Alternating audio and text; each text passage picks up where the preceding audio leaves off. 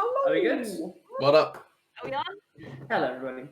Welcome back to Chasing Tales. We are today down a Prudence and an Alex, so Hope and Ashura will be taking a little break as they tour the kingdom, spreading the good news of the death of the Red Dragon Ivrinfar. But today we are super excited. We are joined by J and B from the Cognitive Merchant. We have told you about these guys over and over again, but today they are with us. Yay! So, I mean... Hey guys. Woo!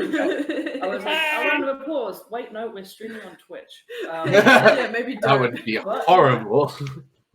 We can get excited. J and B, who are you guys? For those who are brand new and maybe don't know what you guys do. So we are creators of geeky leathery stuff.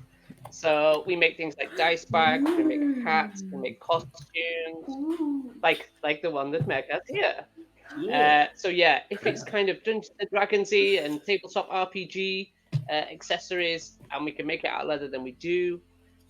We've just launched a new product by our lovely apprentice Meg, and they are wings for your boots. And they look so cute. Cutie booties. They're all Booties. most of our products are available on our Etsy store. But failing that, you can just go to thecognitive.merchant.com and look us up, send us an email with the kind of thing that you want, and we make it. Everything's individual and bespoke and unique, and we love it. Hell yeah. Hell yeah. It's been so cool, like what Meg brings back the different projects that she's worked on, whether it's dice bags or dice cups or the wings. And of an evening, we'll be relaxing, and Meg will have a little stitching horse, like doing all the leather. Where the flat is beginning to smell like a workshop already. It's delicious. Mm. Yeah. How has everyone's week been? How are you guys? Good. Good. Been all right, hasn't it? Very good. Been pretty decent. Yeah. Yeah, just mainly like working and getting ready to do some some camping in a couple of weeks, aren't we? Ooh. So Lovely. other than that, yeah. Oh, lovely. Well, it was our lovely Riona's birthday on Monday. Yay. Happy birthday! A little less baby. but Our still- baby is slightly less baby, but it's still still very baby. baby. Still very much baby.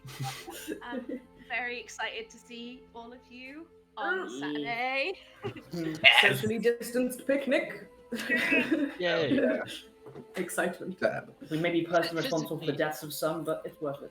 Physically distant, but Very socially. Socially close, but physically, yeah. Socially, one That is how a hive mind works. Yes. The hive mind. The greatest trick the When DM played. when we say the hive mind, we just mean our one brain cell that we all share. We pass around day to day. Most not of us actually- might don't it's- have the brain cell. It's not actually a Guys. sinister mind flayer plot. That was like the first arc. This is just people are dumb. We're all very tired and stupid. I mean, to be fair, at any one time, we are usually a combination or at least one of those two. I mean, I'm that 24/7. So. No, you're not stupid, Meg. Well, Andrew, dare you, Andrew Andrew. does witness me do a lot of dumb things, to be fair. That's fair. and vice versa. That's true. I mean, I do a nice breakdown of my week, but it's the same every day. Every time we go live, it's what have you been up to? And I'm like, well, you see, we played D&D, and then I took a break, and then I started planning D&D, and here we are again. And that is my week.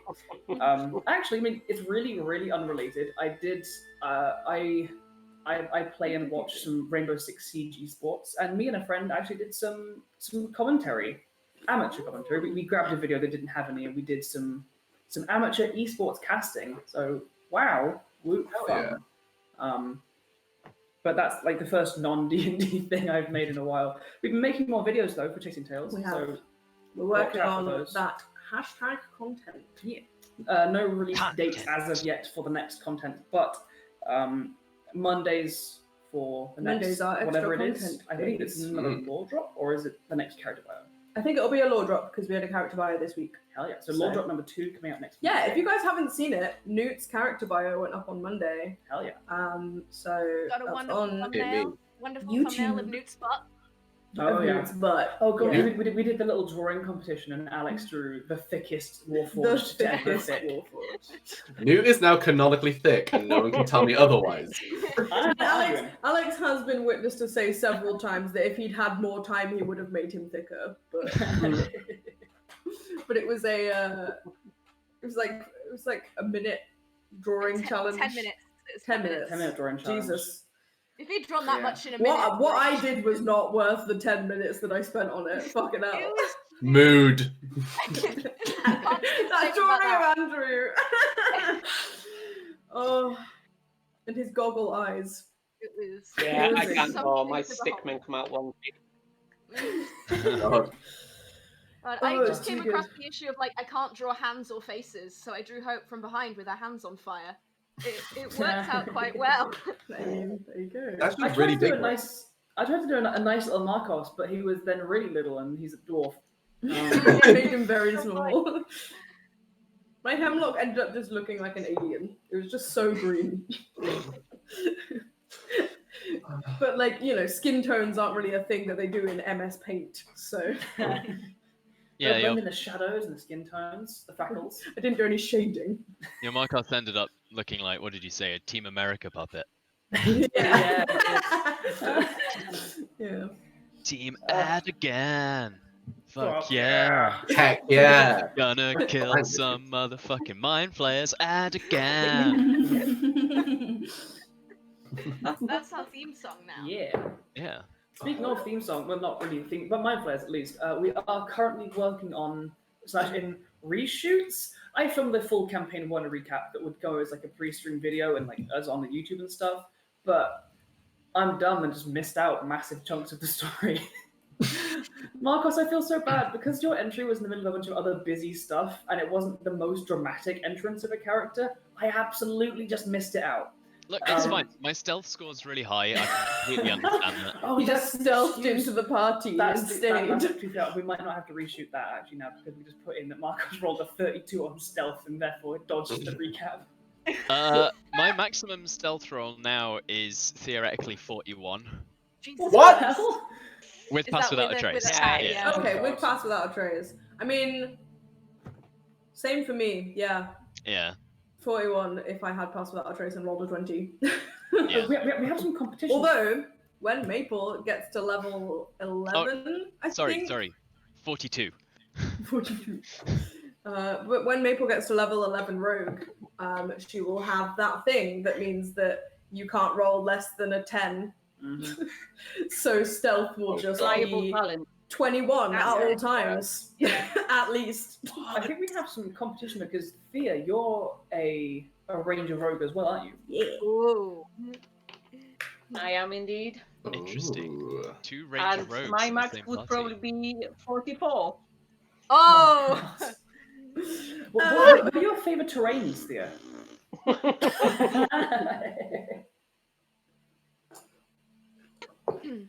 It's forests and grasslands.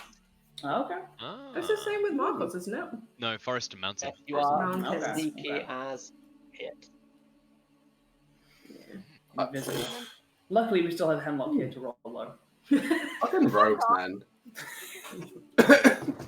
We have Hemlock here Oh, to God, roll yeah, a are 2. all of you now like really high dex apart from me? I think Yep. the whole party Yeah. is dexy apart from me. Yeah. Yes. No. Grebo is in Dexy. Well, tonight you have Grebo, who is definitely not Dexy. Hey! Hey. I'm not all He is an alone. old man. He is so Nice. old. He can barely see. He's all slow. Not he's a Yoda. Yeah. Oh, might not no. be Ooh. might not be all alone at the back of the group when we're running from something this time. Grebo doesn't run. If Grebo has to like get anywhere quickly, he's gonna teleport. He's not running Yeah. anywhere. That's valid, though. You guys are gonna get mugged because someone will be looking at you guys and just see a hobbling half-orc and a little old An old gnome man. and think this will be easy. And oh boy, will they be wrong. And then Maple will kill them in 2 seconds. Half orc They will be dead forever. drops their walking stick and turns into like a dire bear or something terrifying. Yeah. Bitch, you thought I just found, reminding me of like stealth scores. Very recently, I found my very first ever character sheet from a campaign that I played for my first ever campaign. And I Oh, played a rogue and had a particular magic item that meant that my max stealth rolled. I was a level 4 character at the time, and if I rolled a nat 20 with this item and passed without a trace, would be 49. What the hell? That's I so had stupid. I had a stupid magic item that I stole. That was the very classic, like, edgy as fuck rogue backstory. Was the Yes. first campaign I ever played in. All my Pizza family are cutter. dead. Not all of my family were dead, but some of them were abandoned.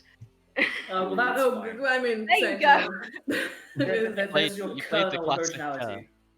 You played the classic pizza cutter rogue. Yes, I did. Yeah, a pizza cutter, all edge, no point. Yes, Ugh. I will admit that. I love that. I learned a lot from that campaign, and it was fun playing a character that edgy. But I'm over that now.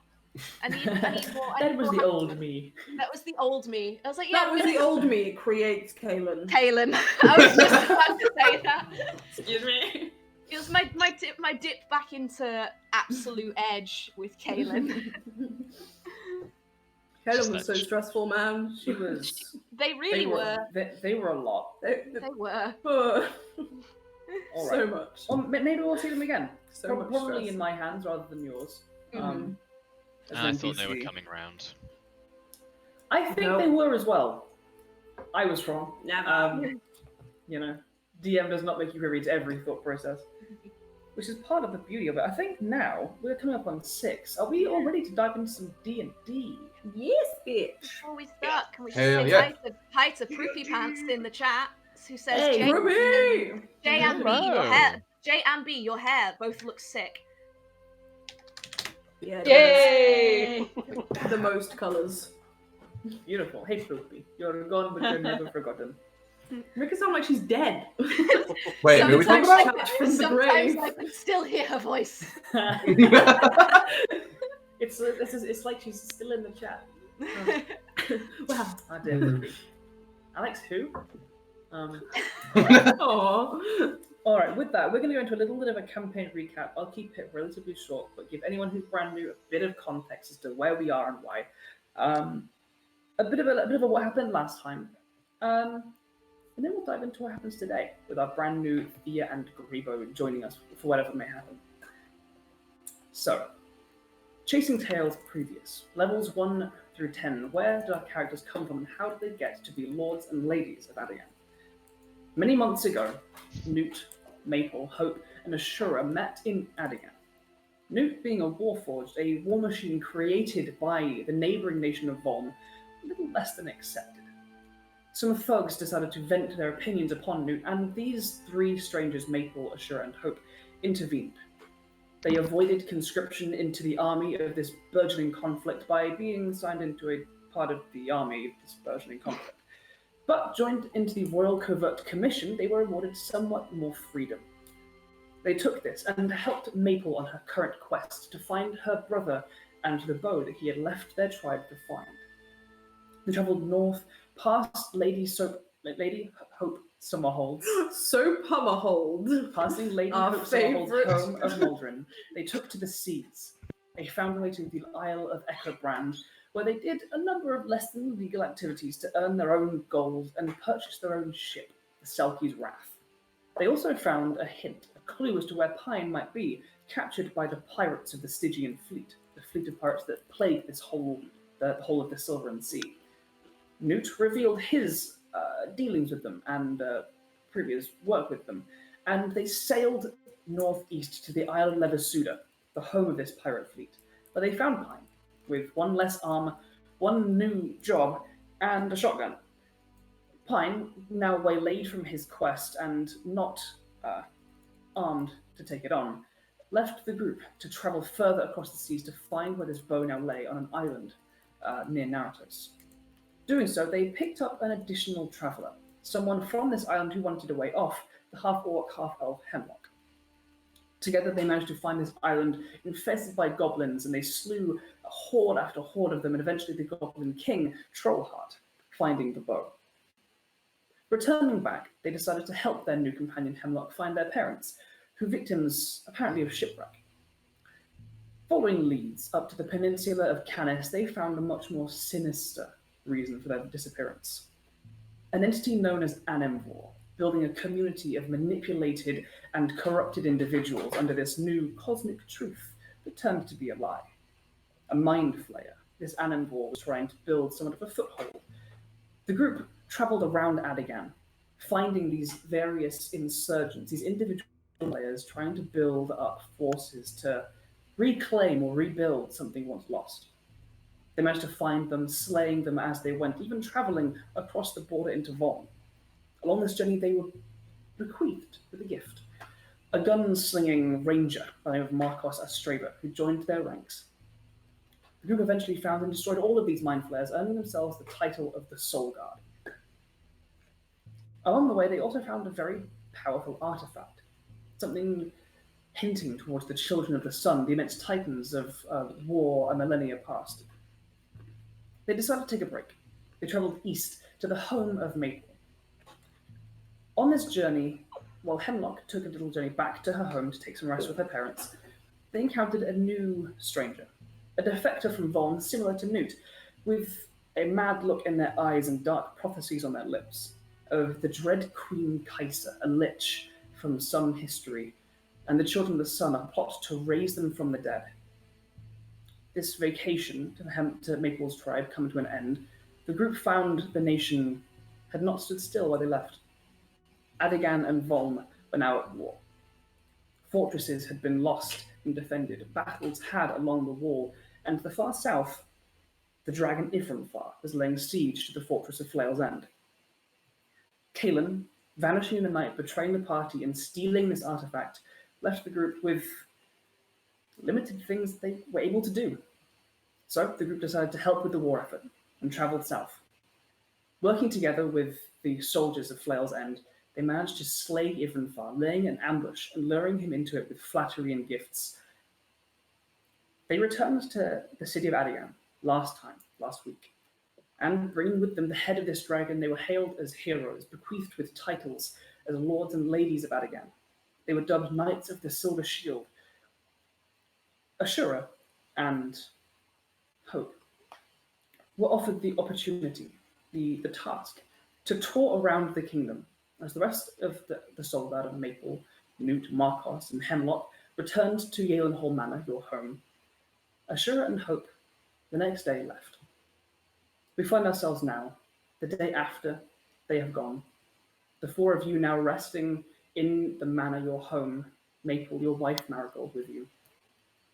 Your various animals now resting in the stables and the lands. As two strangers walk through a small, arcanely apparated door in the centre of the city of Adigan. Mm-hmm. A small gnome with a large hat and a tall ranger with green hair step out with a name to find, some people to find. Thea and Grebo, would you like to introduce yourselves? So, I'm Grebo. I am a tiny little gnome old man. I do shapeshift every now and again, but I prefer to stay as a gnome if I can.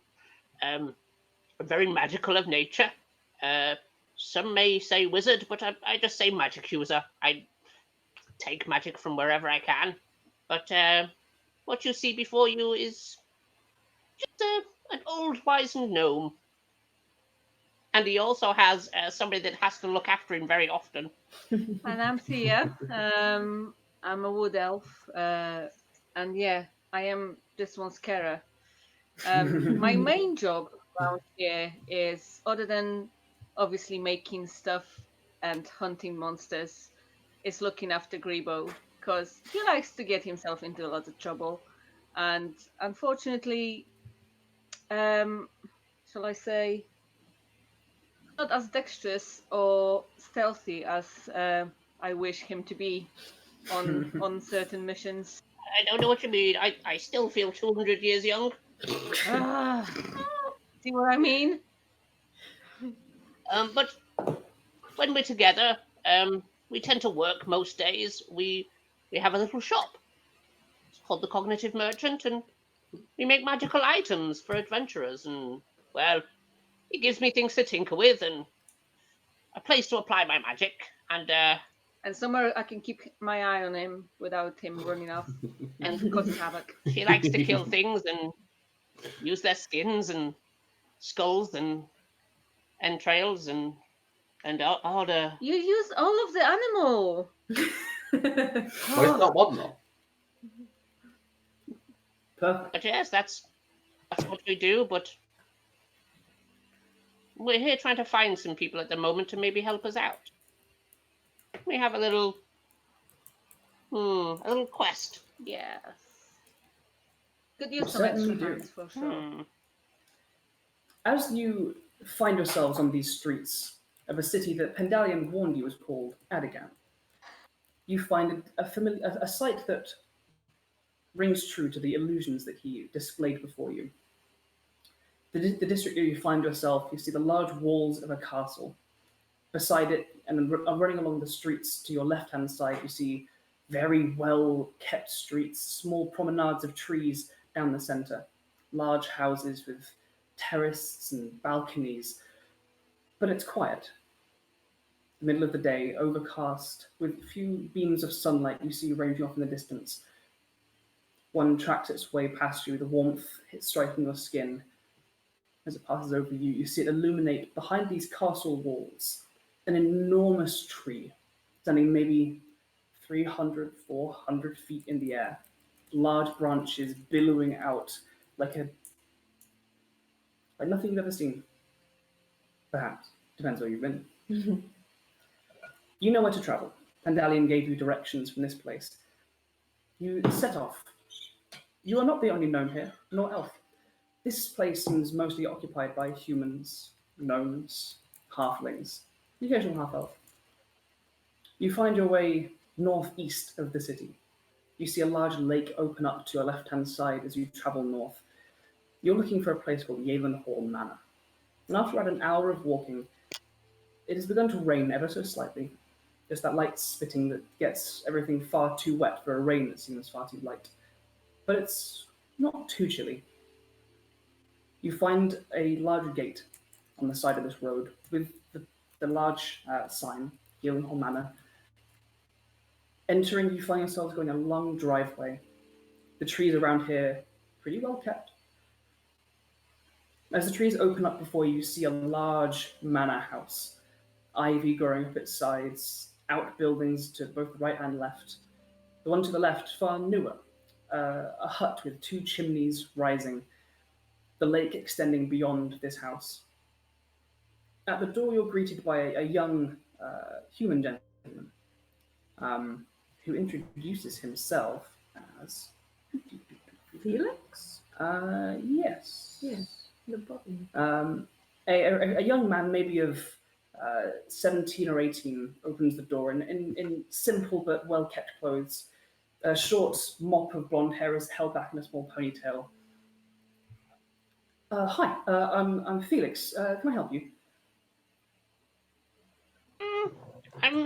We're looking for these people. And Grivo opens out his hands like this, and just a little picture of the party pops up in his hands, and they're all pulling stupid faces.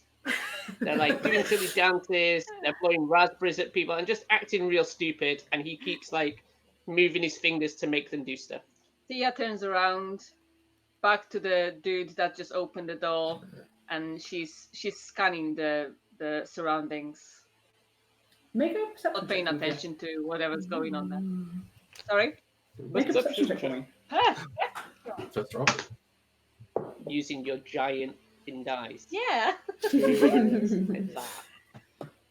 That will be 26. 26. You see everything. Looking around the surroundings of this manor, you see an area full of wildlife. You see squirrels darting up trees along the side. You see a large rabbit-like creature, maybe 3-4 foot tall, crouched among some bushes, looking basically he's pulling down some bush branches for some berries, with a large pair of antlers reaching up behind him. You see a small collection of bats up in the trees, seemingly sleeping up in the higher branches. As you notice all of these things, the man who introduced himself as Felix, you're in the right place. May I have your name so that I might introduce you? I'm Grebo Lightbrush, and this is. What's that rabbit thing over there? Oh, that's Willow. That's the companion of one of the ladies of the house. Don't skin it. Don't skin it. I just want to get you to know it. Please come in. And he kind of beckons you to enter the house. But oh man. I'm sure you'll be able to say hello. And kind of like turns around. He seems polite and well mannered, but is still quite a young person to be in the role of butler of a large estate. As you are welcomed into this large foyer with a tiled floor and lit torches within, a large fireplace roaring in this middling autumn day that carries with it the humidity of a dying summer. Grebo goes straight up to where the fire is and like kicks his boots off and just sits back and warms his feet by the fire like he's been there 1,000 times before. Wow. Okay. Sure. Felix looks around and goes to ring one of the bells. Lady Maple, Markos, Is Hemlock. there more bells than one? Sorry, what was that? More bells than one? It looks to be there are a large number of bells on one side of this room that seem to go off onto a smaller, like a half staircase into a smaller room. It looks to be one of those arrangements where many rooms in the house might have bell pulls. As Thea notices him ringing one of the bells, she will walk up to the rest of the bells and start, what does this one do? And start ringing all of them. As a large cacophony of bells begin to ring out throughout the Hall Manor, the four of you hear this. You hear Felix calling out for you, and you can hear the very faint, muffled, spoken words of unfamiliar voices. Felix, in kind of a slight panic, goes to stop you, but he won't touch you in any or bat your hand away. He's like, please, this is a bell. If what rung, do they do? If someone pulls a lever up in the parlor, this bell rings. And I think around this time, the four of you, Markos, your hand is up. Yeah, so I guess Markos at this point would probably just push open the door to the drawing room and just be like, "What is this racket? I'm trying to write a letter."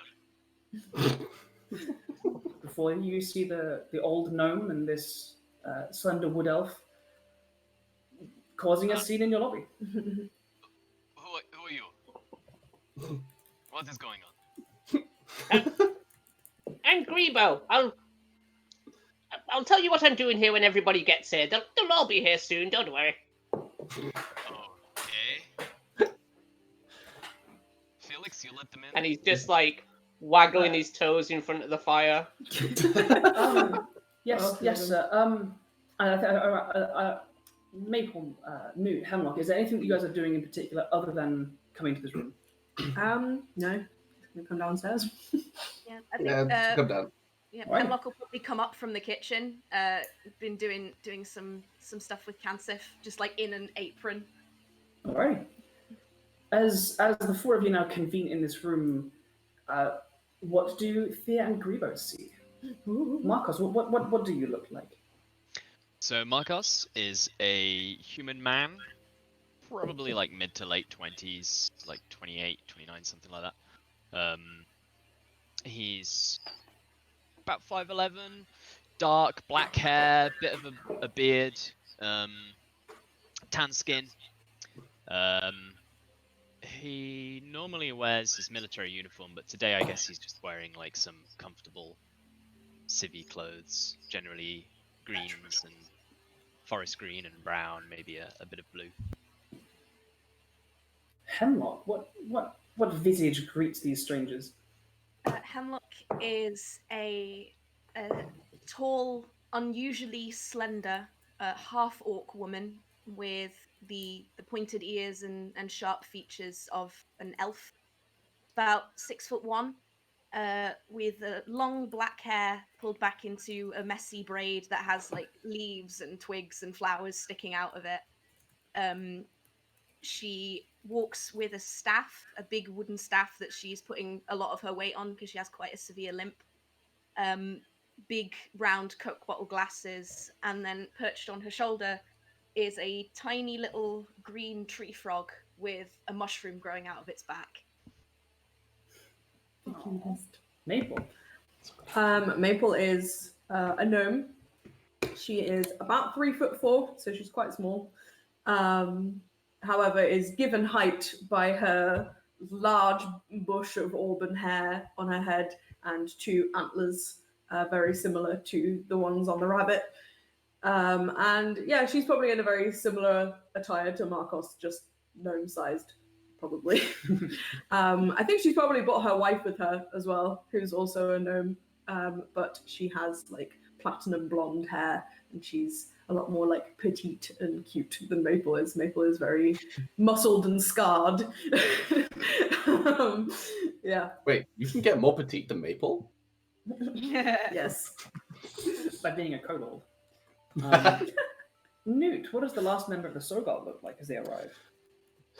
Newt comes down, and he is exactly 6 foot tall, measured to specifications, warforged from the lands of Volm, having left that shit. He is a darkwood warforged, wearing pretty simple clothing at this point, quite like loose-fitting, baggy stuff. Yeah, I mean, that's pretty much it at this point. He's not going to be walking around with any of his gear in the house. Newt is robot boy. I am robot. Beep boop. Alrighty.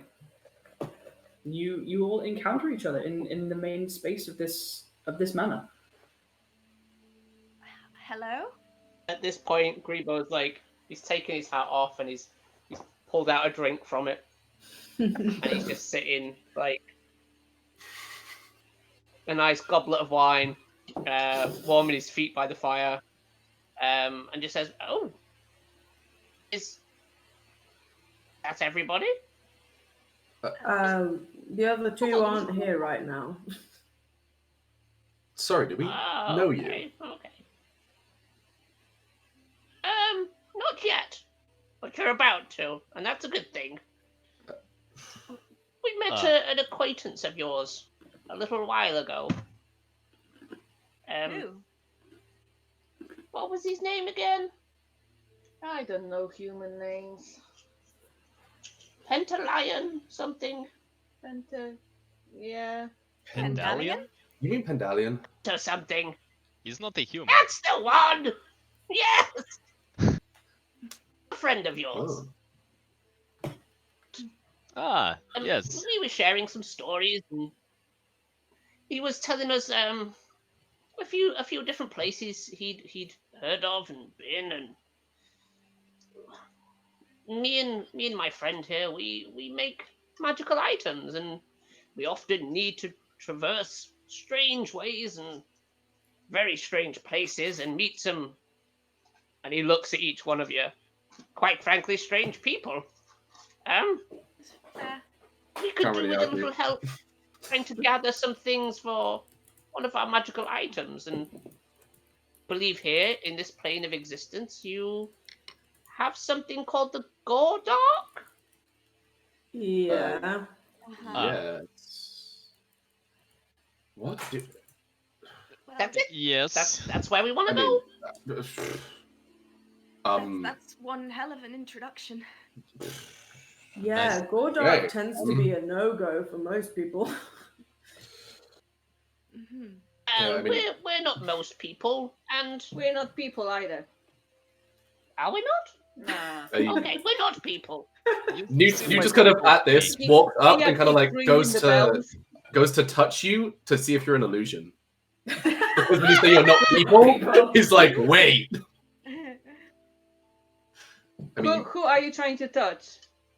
just whoever's closest mean, you touch Grebo's Grebo, Probably Grebo, because he looks a lot less squeaky threatening. noise comes out of him. Like when you poke Grebo, it's just like that. But the noise seems to like just be directly in your ear, like a little bicycle horn, like.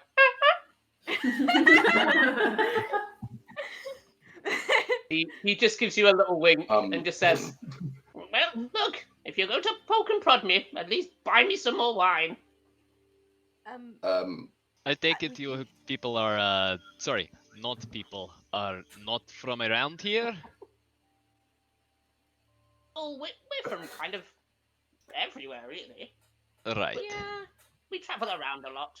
Like Pendalian. Oh, God. Yes. 12. It's like, oh god, not more. Even there.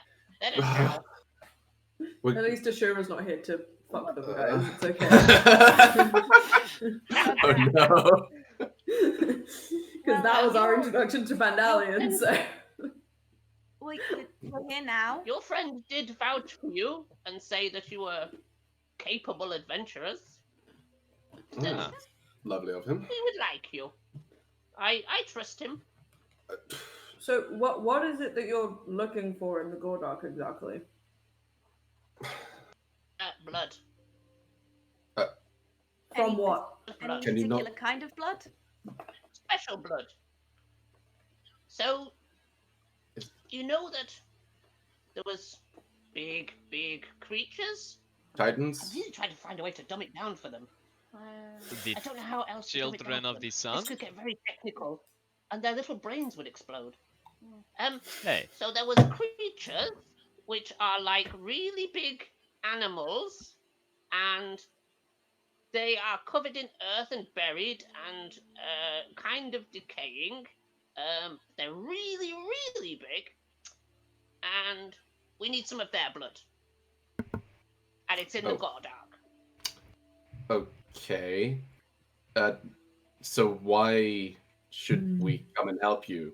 You've just kind of wandered into our house and just given this. I'm presuming there is some sort of incentive, right?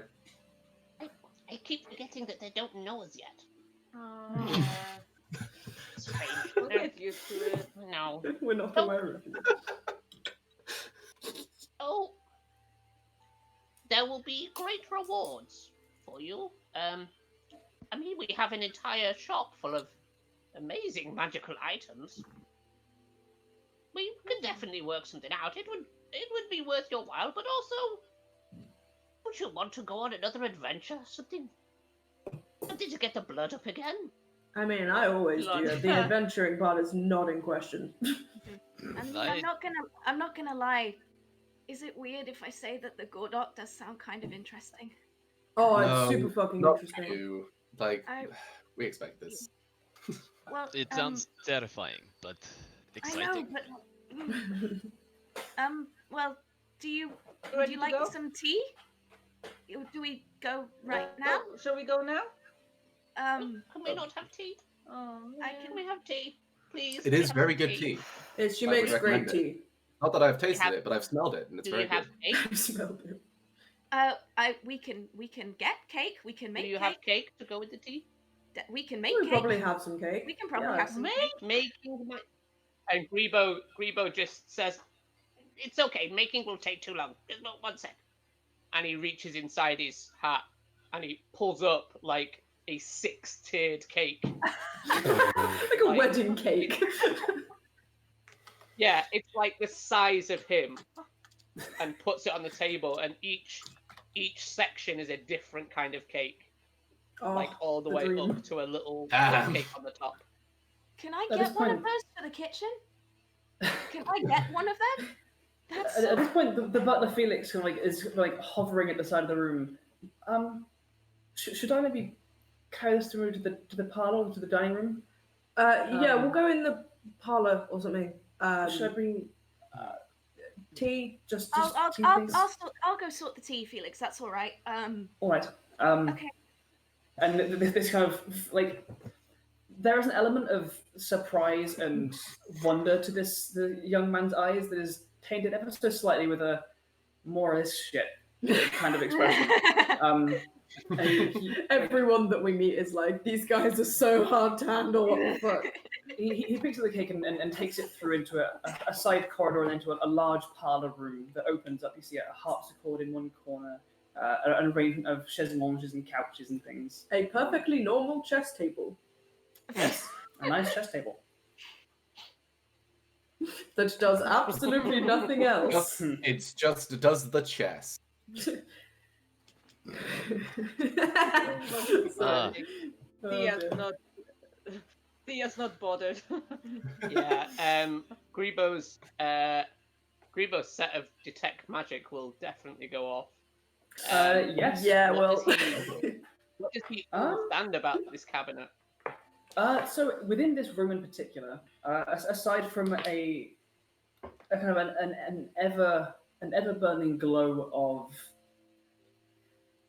transmutation coming from the Warforged himself, I don't believe the rest of you. Are you wearing any of your magical items? in the house, please? probably not right now. In the house. All right, Hemlock, then- Hemlock is has the shield clasp around the Okay. top of her staff. That's it. Then the top of Hemlock's staff does emanate a small aura of abjuration. The chess table near the center of the room issues a pretty consistent glow of illusion magic. Okay. Can Grebo try and figure out what it does and like the reality of it? Yeah, go ahead and make an Arcana or investigation check. Roll to discern the reality. Roll to understand reality. That was a 20 on our first roll. Ooh. Yeah. Is me happy? That is a good start to the game. So with that 20, that gives me 29 on Arcana. Wow. You can see along the edge of this chess table a very familiar set of runes. It mixes between common and elvish. It looks like more than one person really worked on this, but it is a fairly simple illusionary enchantment that, when activated, this chess table would probably have some illusion projected above it. Grebo, out of curiosity, activates it.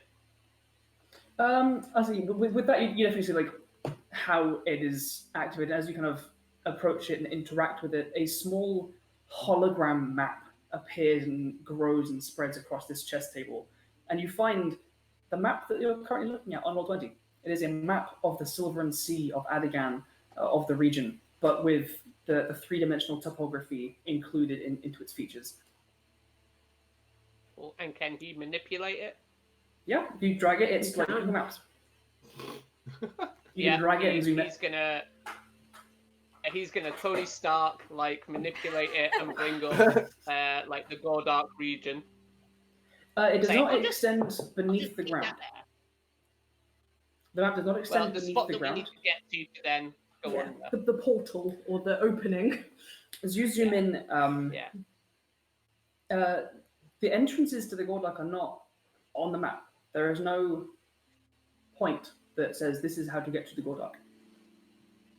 I've spotted a few though.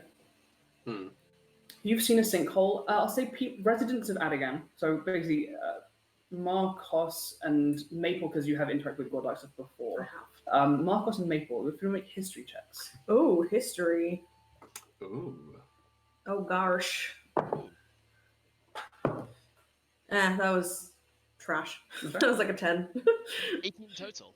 18 total. Maple, you're very familiar with natural entrances to the Gordark, which tend to just be deep crevasses and caves. I'm like, hey, or don't fall sinkholes. into the middle of the lake. Yeah, mostly natural entrances. Markos, you are aware. You most likely learned of this when doing your exercises and patrols up near Renraven's Brow, the mountains to the east, the ones that you crossed over before. Along this mountain range, as well as the known burrows, there are also just mines that descended into the mountain, and some of these were mined for a period until an entrance to the Gordark was found, at which point those mines are closed. They are cordoned off and they are abandoned, as it's dangerous. once you have a gap between your mine and the Gordark, whatever's in the Gordark can come into your mine. So they are often closed. As Grebo kind of walks up and activates the table and starts manipulating it, Maple will kind of stride up and be like, "Yeah, that is the table that me and Hope made. You know, with my my magic that I have, all of that one spell. Wait, you guys get You spells? know, that one Yes, gnome spell that we I get." Grebo like looks up at her like with a not really condescending, but just like a well done child look, and just says, "Oh, it's very cute. It's very cute. I like it. Rustic." Maple's yeah. just proud. Maple's just proud that she contributed to one magic thing ever. Like, Hemlock will and he bring up says, a tray of her tea while all this is going on. Hell yeah. Nice. Best tea. Grebo will take a cup of that tea, and he just says, and bearing in mind he's still walking around with no shoes on right now. He's not put his boots back on. He just looks like he's right at home and been here lots. He looks homeless. Well, yeah. And he says, so I believe some of you know how we could possibly get in to the Gordark. Well, roughly, Grebo was it? There are mines in the mountains known as Drenraven's Brow. It is as likely that we could find an entrance there. The mines tend to get closed quite quickly if they break through, so look for a abandoned mine. That sounds good. Sounds good. But those mountains are the best shot. yeah, it's not too far to travel. No, I mean, yes, we were told that you possibly know the entrance is there, so we trust you. We leave that to you. We don't trust you. We trust them. No. We will trust I them. mean, if you don't trust us, We it's will trust bold them. of you They to just will walk trust into our us. home like this. Can I roll an insight check to see how much they trust us? Go for it. You roll That's a and natural 20. That's a natural 20. Oh, crits today. Plus Yeah. 7. So, Grebo, because of different means at his disposal, knows enough about you that he trusts you. And Thea doesn't trust you one bit. Yeah. Do I gather that that's because Thea is not a trusting person? Or Nope. okay.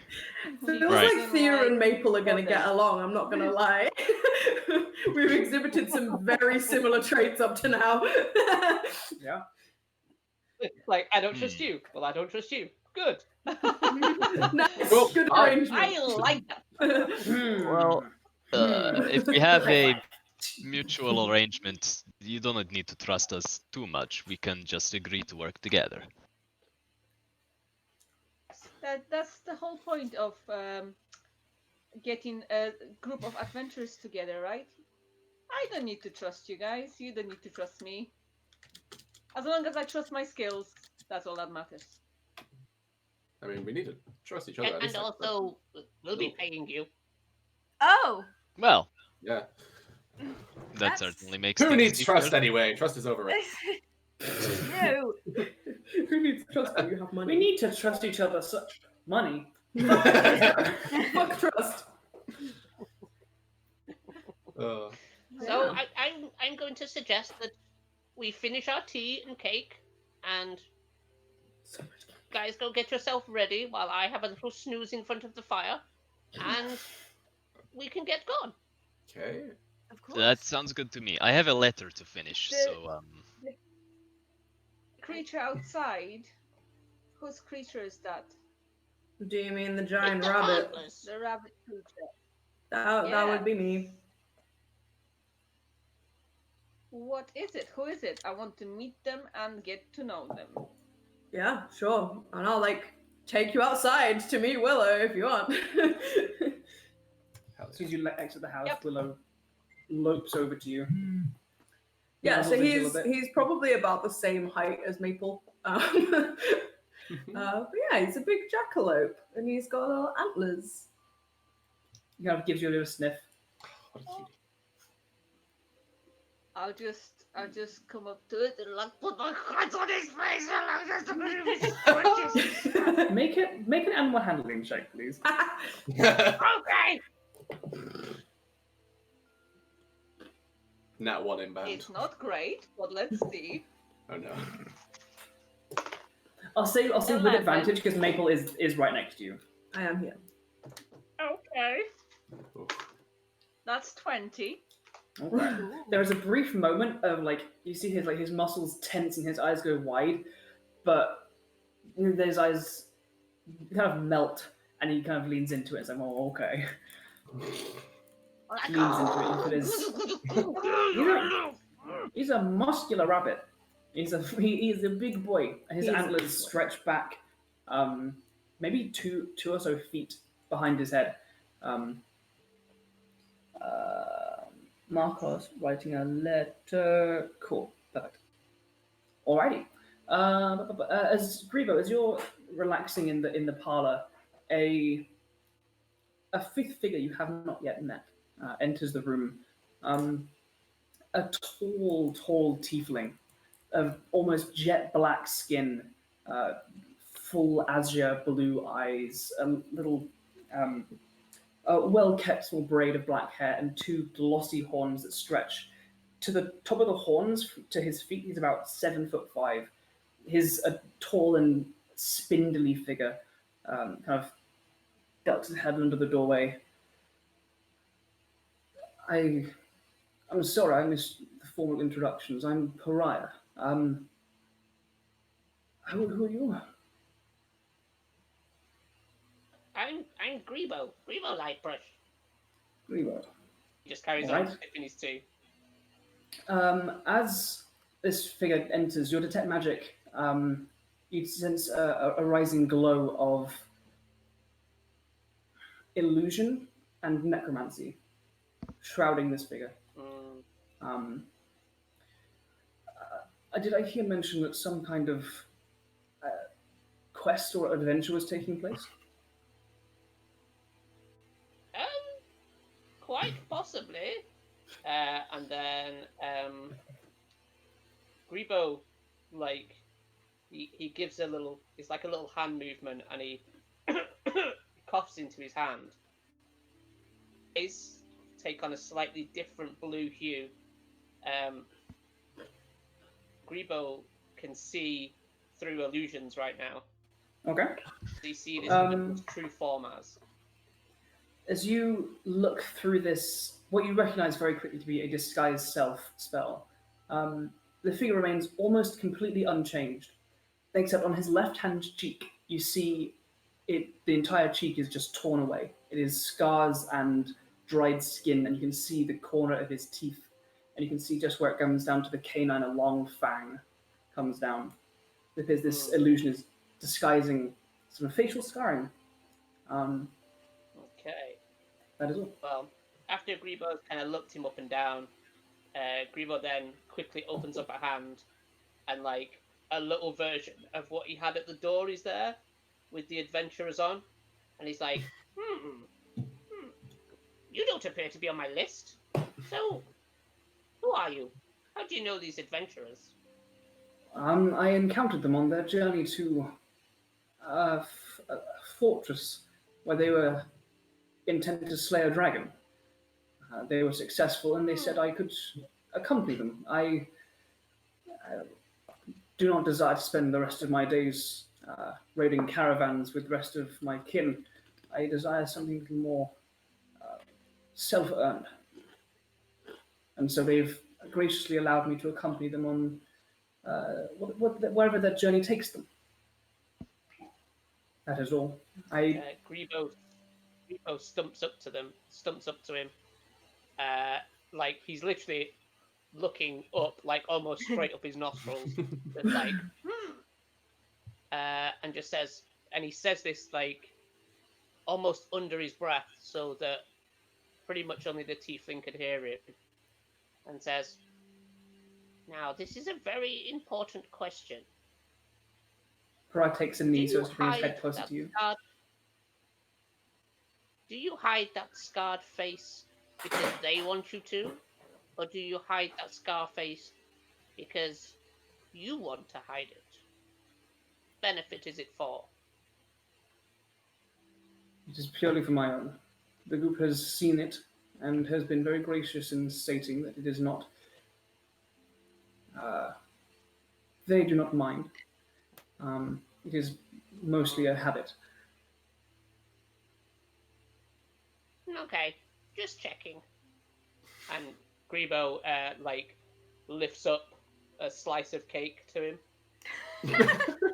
He Have some takes cake. it and moves in and sits on one of the chaiselonges elsewhere in the room, and eats it, and also drinks some tea.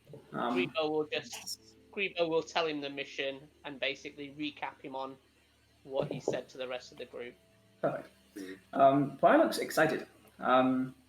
This tiefling gentleman seems to be fairly wide-eyed and excited at the idea of an innocent and pure-hearted adventure. Alrighty. As you, Thea, meet the jackalope of Willow, the rest of you gather your things, your equipment, your armor, your weapons. As Pariah introduces himself now to you, Thea, as well as you reconvene in the center of the home, I'm going to pop the bathroom, and you guys get ready to go. Hell yeah. Something that will happen while we're all getting our shit together is I'll put Willow's armor on. My rabbit has armor. So because he's very squishy. When I got him, he had like a 13 AC. So I was like, he needs to be a bit more protected if I'm going to take him on adventures. So I got him some barding. Buddy barding. AC isn't that squishy. Yeah, I will. That's I only will, one less AC than Grebo. Oh my god. Oh no! We're going I on will- level 10 adventures here. I can't have my rabbit die.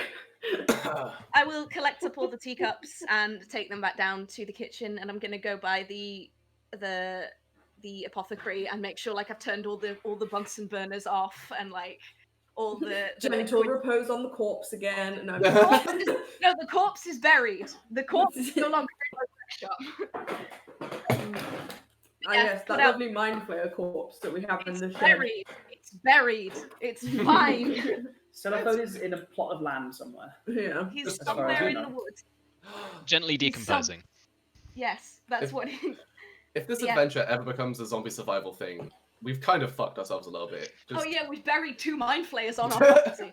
Oh god. Ah, shit, not again. Oh fuck. Alrighty. Yes. Yeah, Newt. Andrew, just for your knowledge, Yes, hello. primarily, Newt has gone to the armory and taken out the spear of warning that we had, Perfect, and alright. forgot there for like a hot minute. Make sure you read up on what that does and remind me if that becomes relevant, because I have forgotten what it does. Yeah, basically, advantage on initiative. People within 30 feet can't be surprised. Perfect, alrighty. With that, as the noonday sun just comes into position and you guys prepare to leave, is there anything else anyone would like to do, say, or prepare before you begin your journey east? Markos. Can I have the letter ready? I just want to drop it off Yes, like on of the way course. as we're going. You have staff in the house that it is literally their job to do that for you. Cool. I guess I'll hand it to Felix and just be like, I did not know. Do we have like a? We're lords now. Do we have like a wax seal or I do not know. Can you I please don't- make sure this gets to Maldron? Of course, sir. And if you'd like a seal made, I'm sure there's somewhere in town that we can make that happen.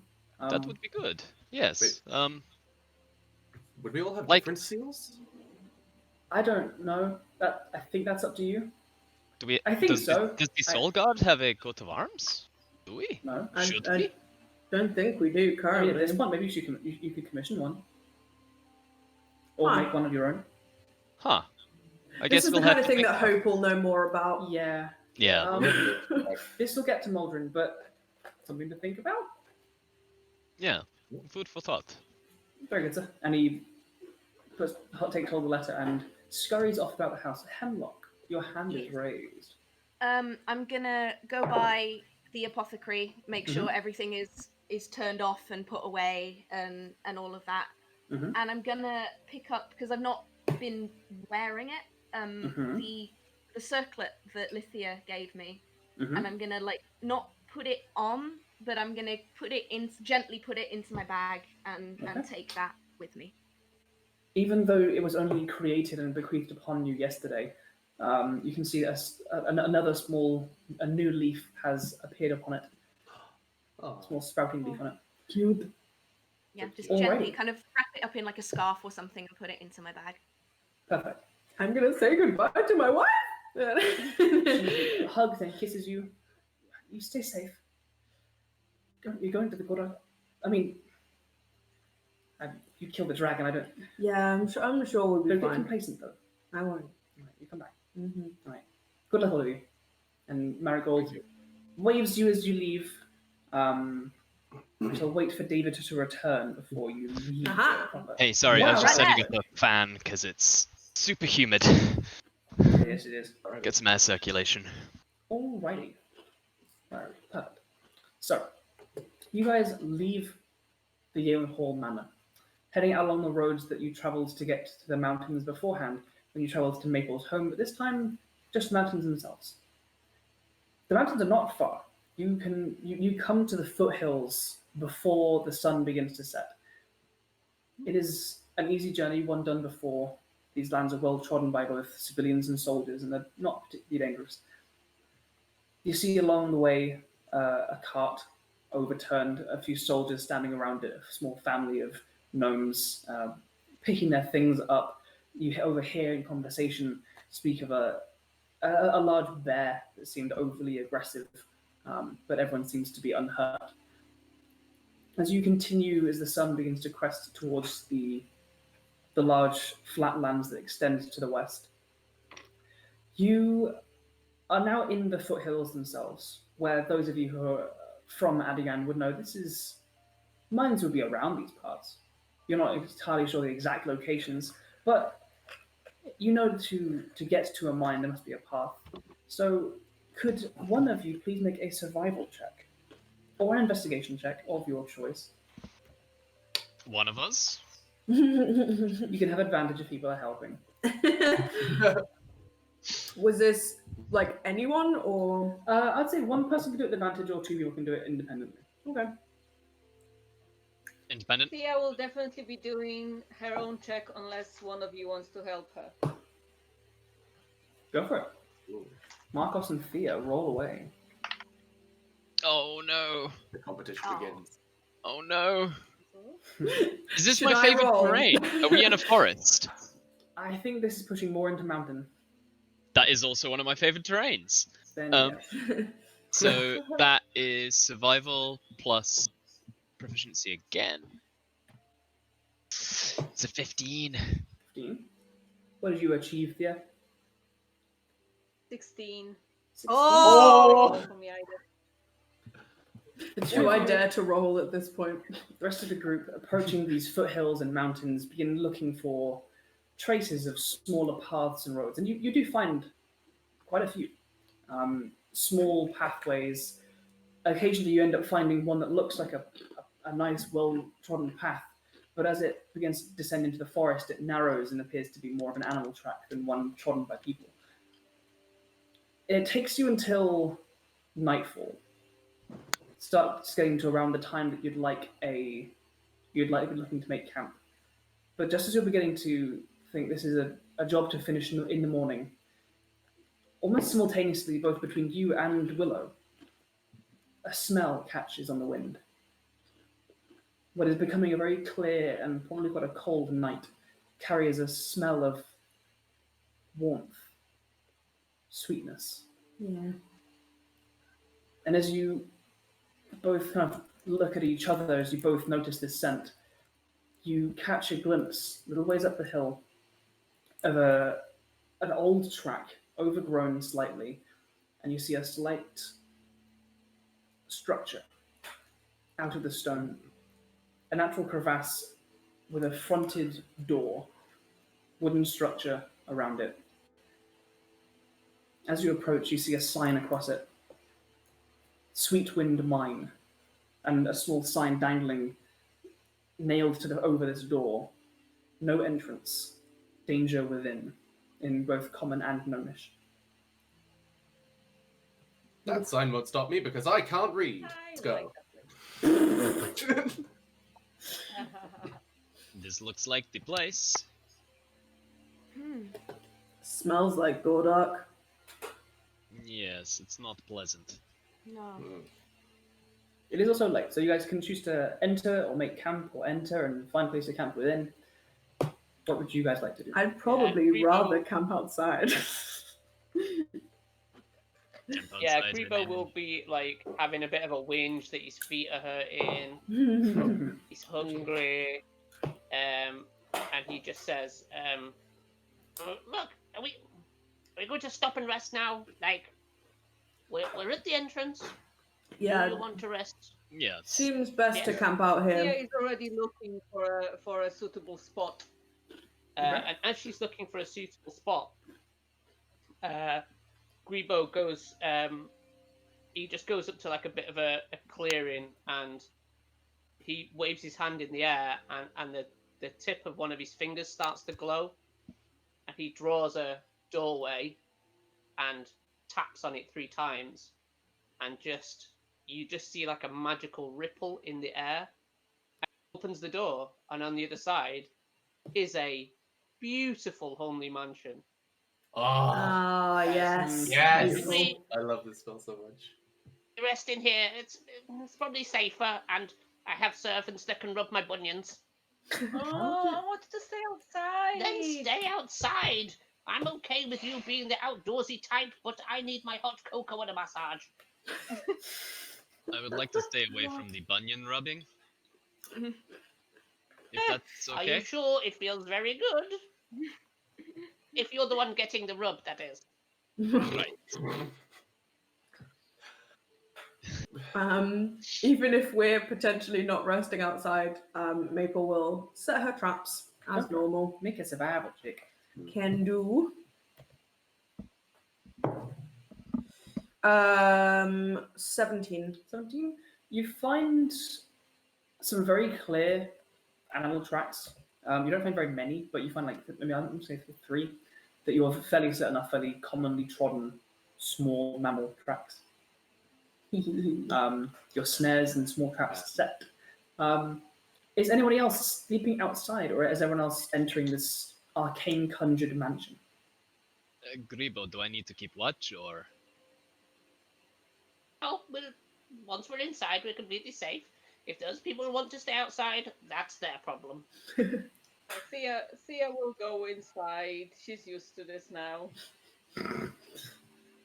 Yeah. You can all come and go as you want. It's not a prison. It's very nice. Sure, why not? I Go. do not trust this sort of magic, but he just like tentatively steps in through the door. Well, I guess Yeah. I'll Magic like this isn't exactly common in the nation of Adagan. Yeah. Are you sure, like, as you all kind of begin tentatively approaching this door, Pariah pipes up. Are you sure none of the Songguard can do this kind of magic? This would make camping much more pleasant. Really would. I mean, maybe Hope or Ashura can Yeah. run it. I don't This know. isn't definitely not in my purview. It's definitely not in my purview. Look, Of course, it's not in yours. if Luke. at some point after we have done this, and if you're all still alive, maybe Hey. I'll give a few magical lessons, and maybe you'll be able to learn it. Like, you see Newt at that, just kind of look down to, just like, oh. Oh, no. Shoulder pats. So sad. Alrighty. As you guys enter, sort of reluctantly, this space, the cool air with this strange smell vanishes and is replaced with a very comfortable, warm atmosphere, pleasant aromas from the fireplaces and candles within this large mansion. You see drifting through the hallways, the lobby, across the stairs, spectral figures, faceless and featureless, with fairly nice robes and clothing, immediately swarm to Grebo as you all enter. And they will nod and bow towards you, Grebo, prepared to accept commands. Oh, these are guests of mine, and obviously you know the tall one, pointing at Thea. She's not tall. Well, taller than Grebo. Oh yeah, fair enough. And he without looking, he just like kind of throws himself in the air to like sit down, and they move a chair underneath him before he hits the ground, and he puts his feet up, and they're taking his boots off and rubbing his feet, and there's another one behind giving him a little massage, and I'm then gonna there's go a walk set around. that are like combing all the rubbish through his beard, like getting rid of it all, and he's just like within seconds his head's back, they're carrying on doing stuff, and he's just snoring. I'll show you where the rooms are. Thank you. And Thea just walks away.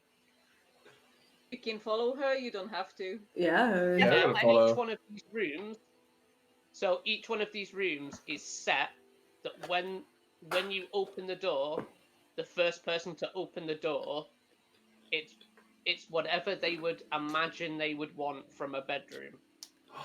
That's nice. That's so cool. So if somebody opens the doors and it's full of whips and chains, we know so much more about them. Markos, what is this room? Just saying. Beautiful. Well, he does have the iron bands You've of got the iron binding. band thing. Ooh. Yeah. Yeah, the magical mansion is also haunted. Thea, these Well, those are specters, they want to come in my room, right? no, those are servants. So if you need anything, you just ask them. Don't ask me. I'm just gonna show you to your rooms. Okay.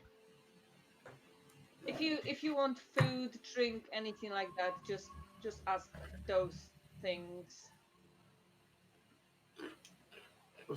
Right. Right. This is to reinforce that as you guys are kind of being led to this corridor of nice wooden doorways.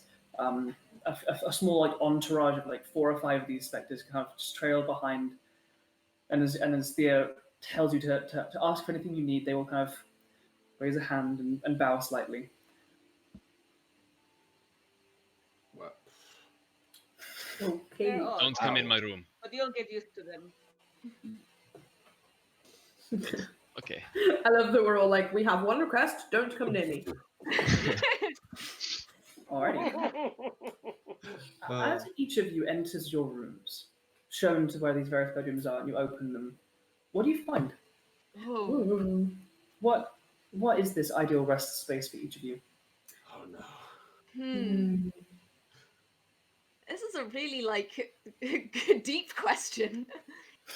I think Maples is probably Yeah. just her house in the tribe. Like, Aw. she likes it. Yeah. Yeah. I think similarly, Hemlock's is the room that she had above the shop back in Leversuda. Yeah, I think Markos's would be similar to his childhood home. It's like a nice oak wooden flooring and like a bed that's nice, but obviously looks hand carved. Like, you know, like maybe his dad made it or something. And yeah. They just say we've all gone from like bedrooms from our like lives previous, and then there's just Newt. Yep. Hey Andrew, what does my room come up at? It's just a Is this charging like station. oh shit, this is perfect for me, but I didn't know That's a about good, that's a good point. I'm gonna say, Grebo, could you make an insight check?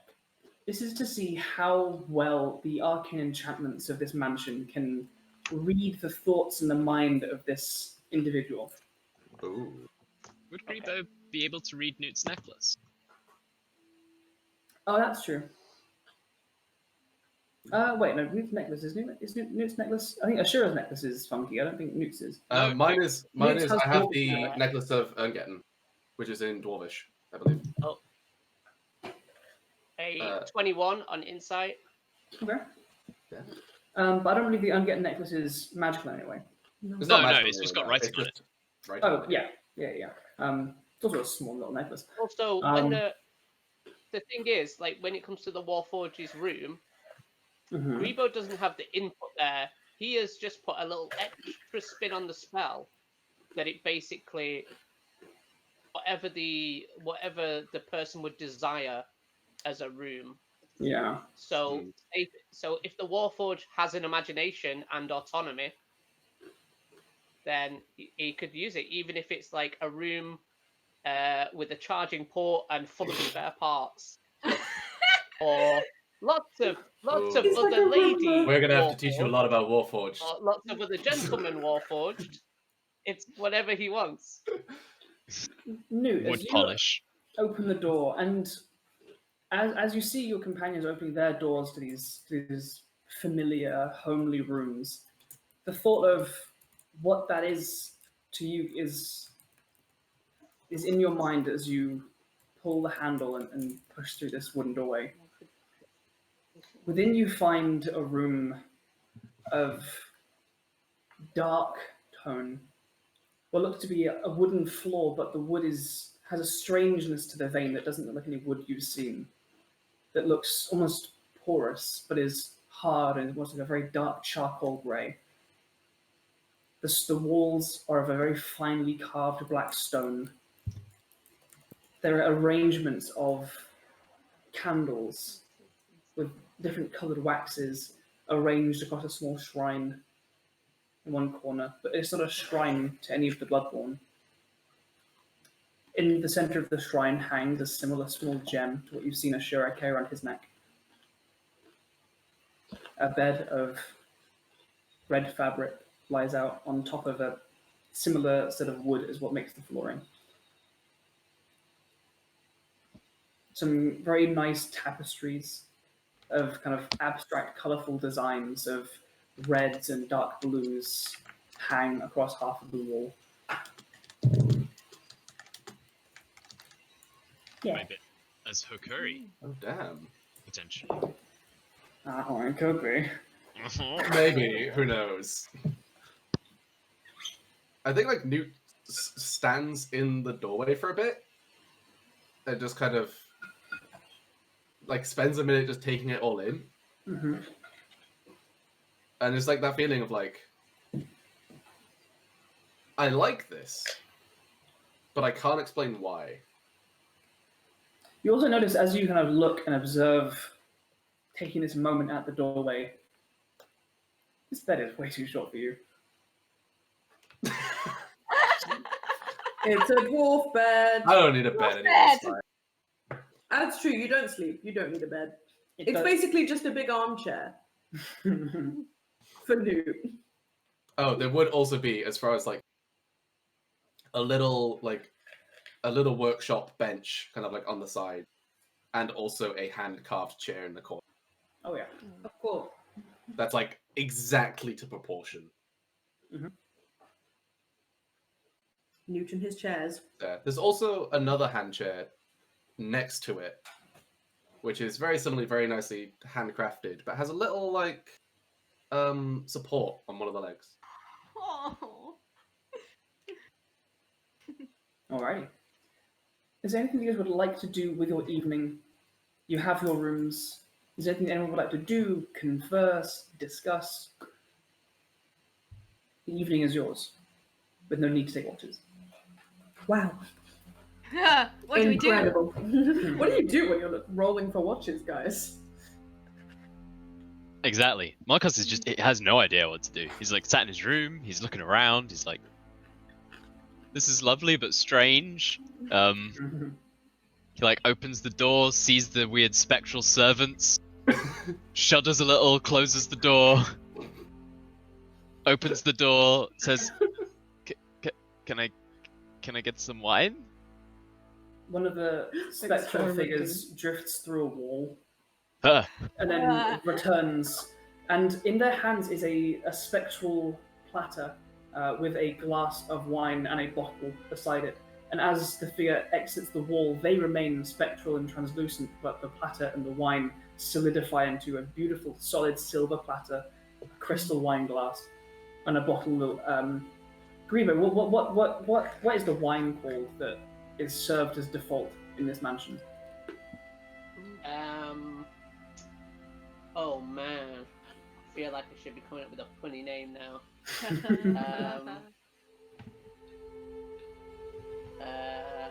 It just says gnome and back again.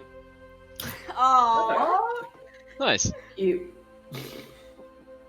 Just on the counter, please. This figure drifts through your doorway, lays it down, bows, and exits again. Thank you. I will probably go and like knock on Markos's door after a bit. Who is it? It's me. Come in, please.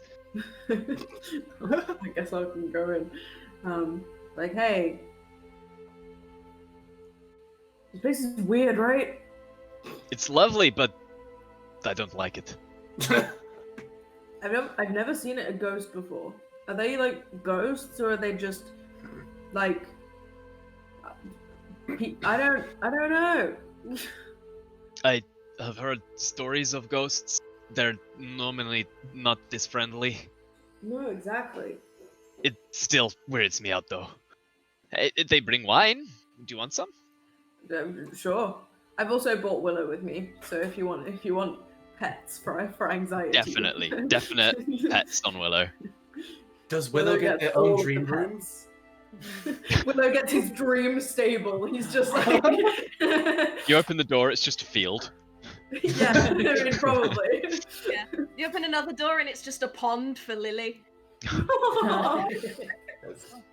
cute. Adorable. Grebo, are there any limits to what food can be brought by these servants? No, Grebo's not put any limits on anything. In fact, he tries to make everything the opposite, so that there are as little limits as possible to the spell. Amazing. Alright. It all goes on your bill. It's okay.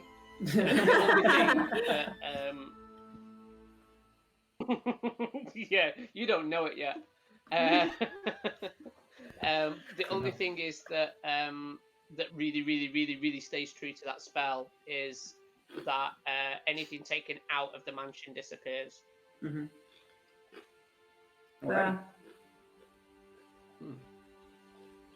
Alrighty. Cool. Is there anything you guys would like to? Are you not finished with your discussion?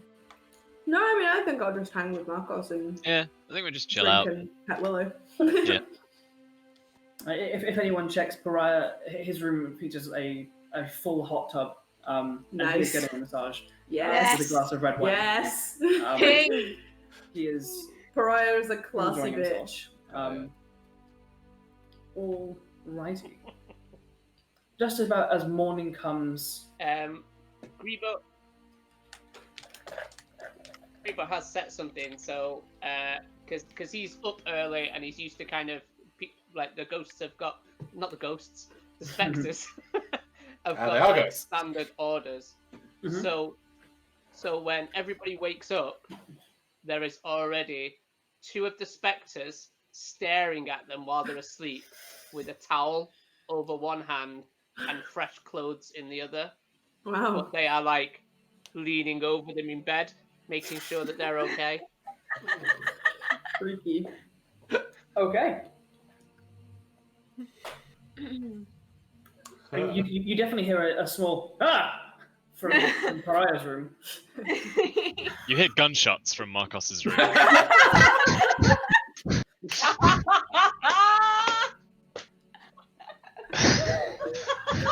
He bursts out, Sleeping with his gun under his pillow. sprints down the corridor. And he's like, I told them not to come in my room! Wild-eyed, wearing nothing but like his pajama shorts. with his rifle, like smoking. It's like, my god. Yeah, Oh, Hemlock's also an early riser, and I think probably got up early to say good morning to Newt. And I can just picture the door opening and just Markos just like just running past the door. You are all woken by the gunshots if you weren't awake. Yeah. already. Yeah, true. I think Newt was probably just chilling in his chair. Like, Yeah, you don't because the bed's sleep. too small Oh yeah, and anyway. he sees them appear above the bed, like, And I'm just like, sorry. oh, hey, I'm over here. And then the gunshots. Spectres. And as you all begin to like, exit your rooms, Oh, Oh, we can't hear you. there. Oh, you cut just out cut for out about for a a solid. sentence there. yeah. Am I good now? Yes. You're good now. You You good just now? cut out for about a sentence.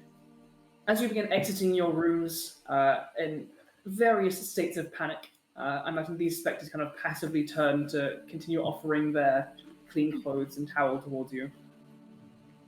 Markos, you kind of get to this central area of this mansion with your panting, your shorts flapping in the wind, your gun smoking, and you turn and the spectre that you shot, the bullet hole just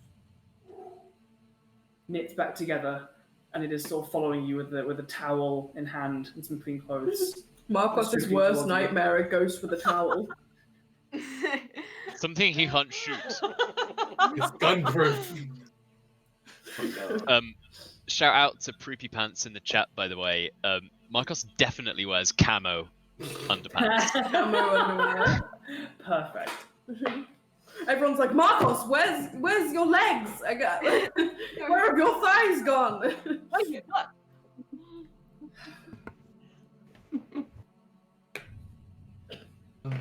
Anywho. All right. Anywho, I think eventually your towels and clean clothes are delivered. you'll eventually begrudgingly accept them and go and find a bath and just like stay in the bath, like water up to here, just like looking around.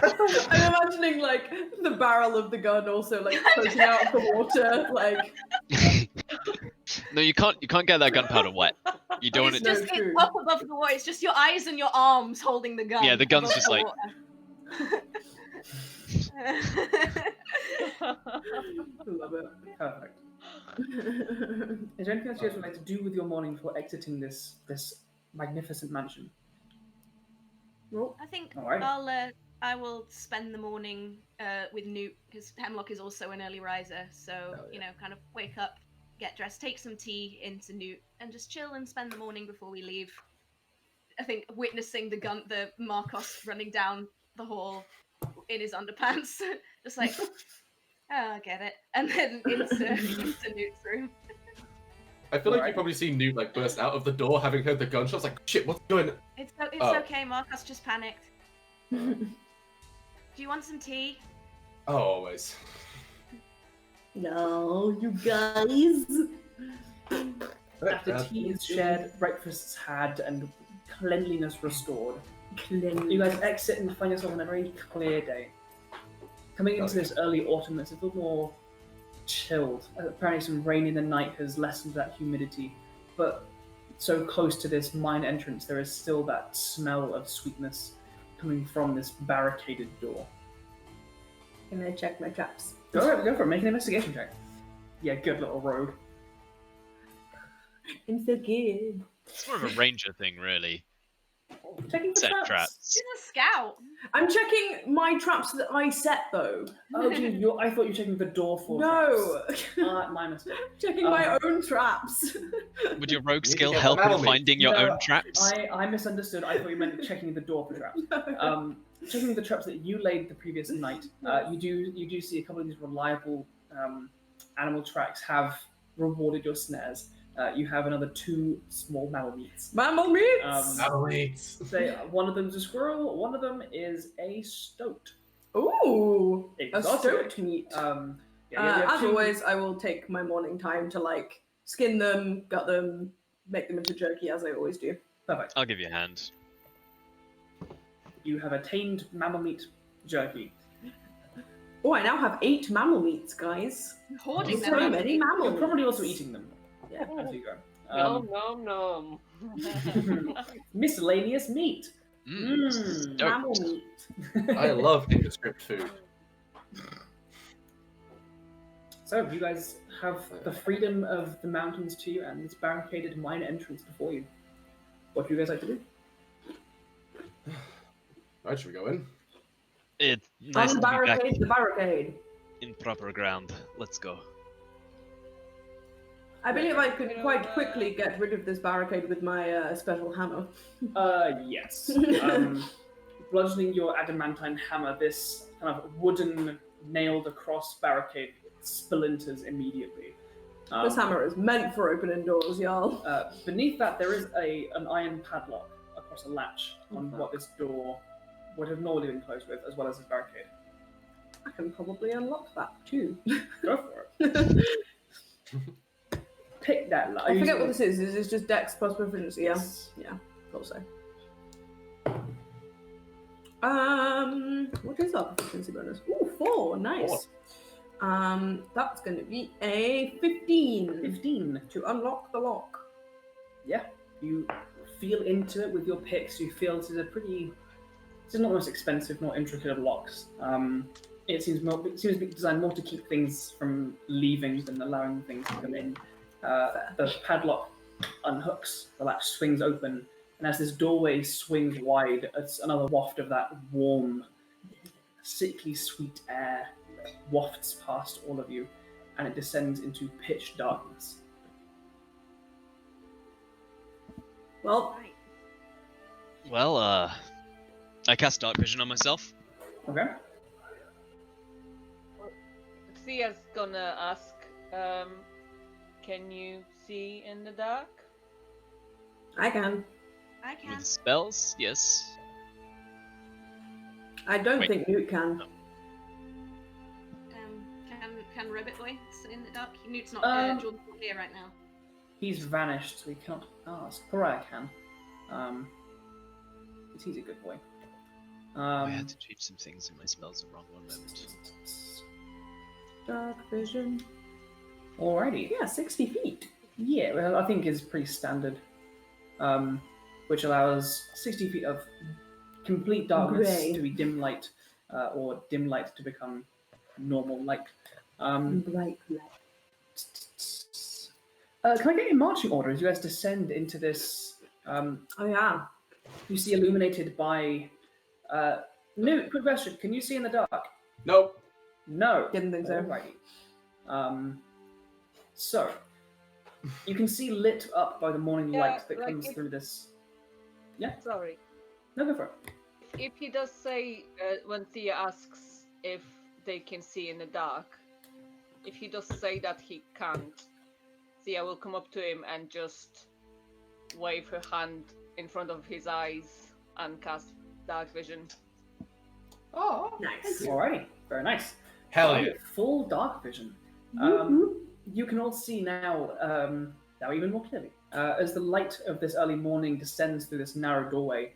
You see on the left-hand side about a 5-foot wide ramp with a set of iron rails in it. On the right-hand side, a staircase descends. Along the roof, you see an arrangement of pulleys and chains that would have been used, you ascertain, to lift and pull up minecarts up to this entrance. But for now, it is all still and black. Can I get a marching order? Who is at the front? Who's the back? Where are you all? Who can see best in the dark? I mean, All of us. I think most of us can I think see you're all now. pretty even. Yeah. About 60 foot? Anyone go higher than 60 foot? Don't think so. Anyone secretly Yeah, a drow? Grievo's got devil vision, but he will not be at the front. I mean, Maple is used to Thea- being at the front, so she will happily. Same with Thea, so Thea will also kind of volunteer to lead. Well, So you Alright. and Maple. Already. I'll watch Yeah. our backs. Markos, the back. I'm just arranging you guys in this rough order on the map. So Maple and Thea at the front, Grievo in the middle, Yep. Hemlock will go middle back. middle vision. back. Perfect.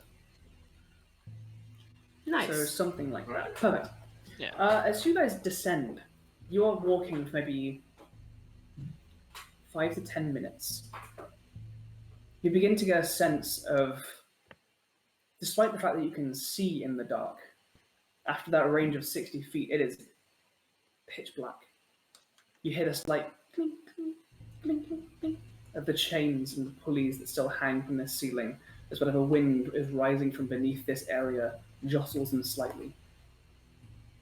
You see the faintest shadows flicker and move, and you're unsure if it is just the movement of these chains or if it is something else. Thea and Maple, could you both make perception checks at disadvantage for me, please? Hecky heck, yes. Perception. Boy. Ooh, Is that at advantage?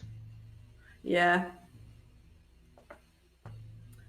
That is a 10 for me at disadvantage. Alrighty. Oof. Well, at disadvantage, that's a crit fail for me. So, Oh, Okay. me and Thea are useless. although altogether it's 14, if that makes any difference. Okay. As the two of you are kind of walking side by side down these steps, you can see where elements of the porous rock above allows small streams of water to descend, and you see a very, very small stream beginning to build up along the side of this ramp. The iron tracks of this mine rail now rusted. This downward staircase opens up into a large central chamber. You see a small turntable in the center. You see a few mine carts on their sides or stacked up against one wall. More chains hang from the ceiling here, and you several times bring up a bow, convinced you saw something moving. When you look a little bit closer and squint through this blackness, there's nothing there. You can still feel this wind, though. Both of you, it's coming through one of them. There are 4 tunnels which diverge from this place. You can see one kind of dips in relatively short, what seems to be some kind of common area. There are tables. You see a side kind of countertop, all for what would have been gnomes' stature. These very small tables and chairs. The counter is not very high off the ground. But you feel this wind coming from one of these tunnels. Pushing further down, it begins to coil, turning in on itself in a right-hand spiral, going slightly steeper and steeper. More of these chains, some of them broken from their pulleys, now dangle, and you, as you're progressing through these varying tunnels, which go from maybe 10 to 15 feet wide, and to push them to one side. As you descend into this next section, into this deeper actual area of the mine itself, no longer just the mine shaft or the common area, can I ask you two to make one more perception check at disadvantage, please? Oof, okay. So this is better. Yeah, that is better.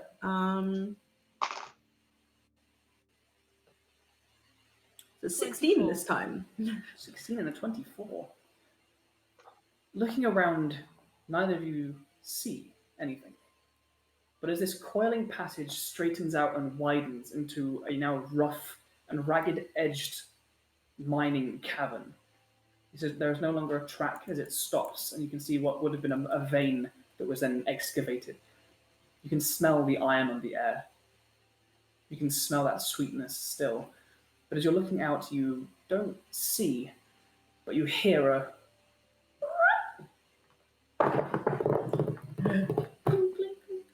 of chains. There's something far beyond your range of dark vision scarpers through the darkness. But as you Immediately continue... stop moving. Okay. And just signal back to the rest of the party, this kind of open hand to stop. And I would suggest just maybe me and Maple going in. Yeah. Check it out. Go for it. Scout, Do if the you two of will. you want to make some stealth checks? Yeah. Yeah. Let's do it. 27. Yeesh.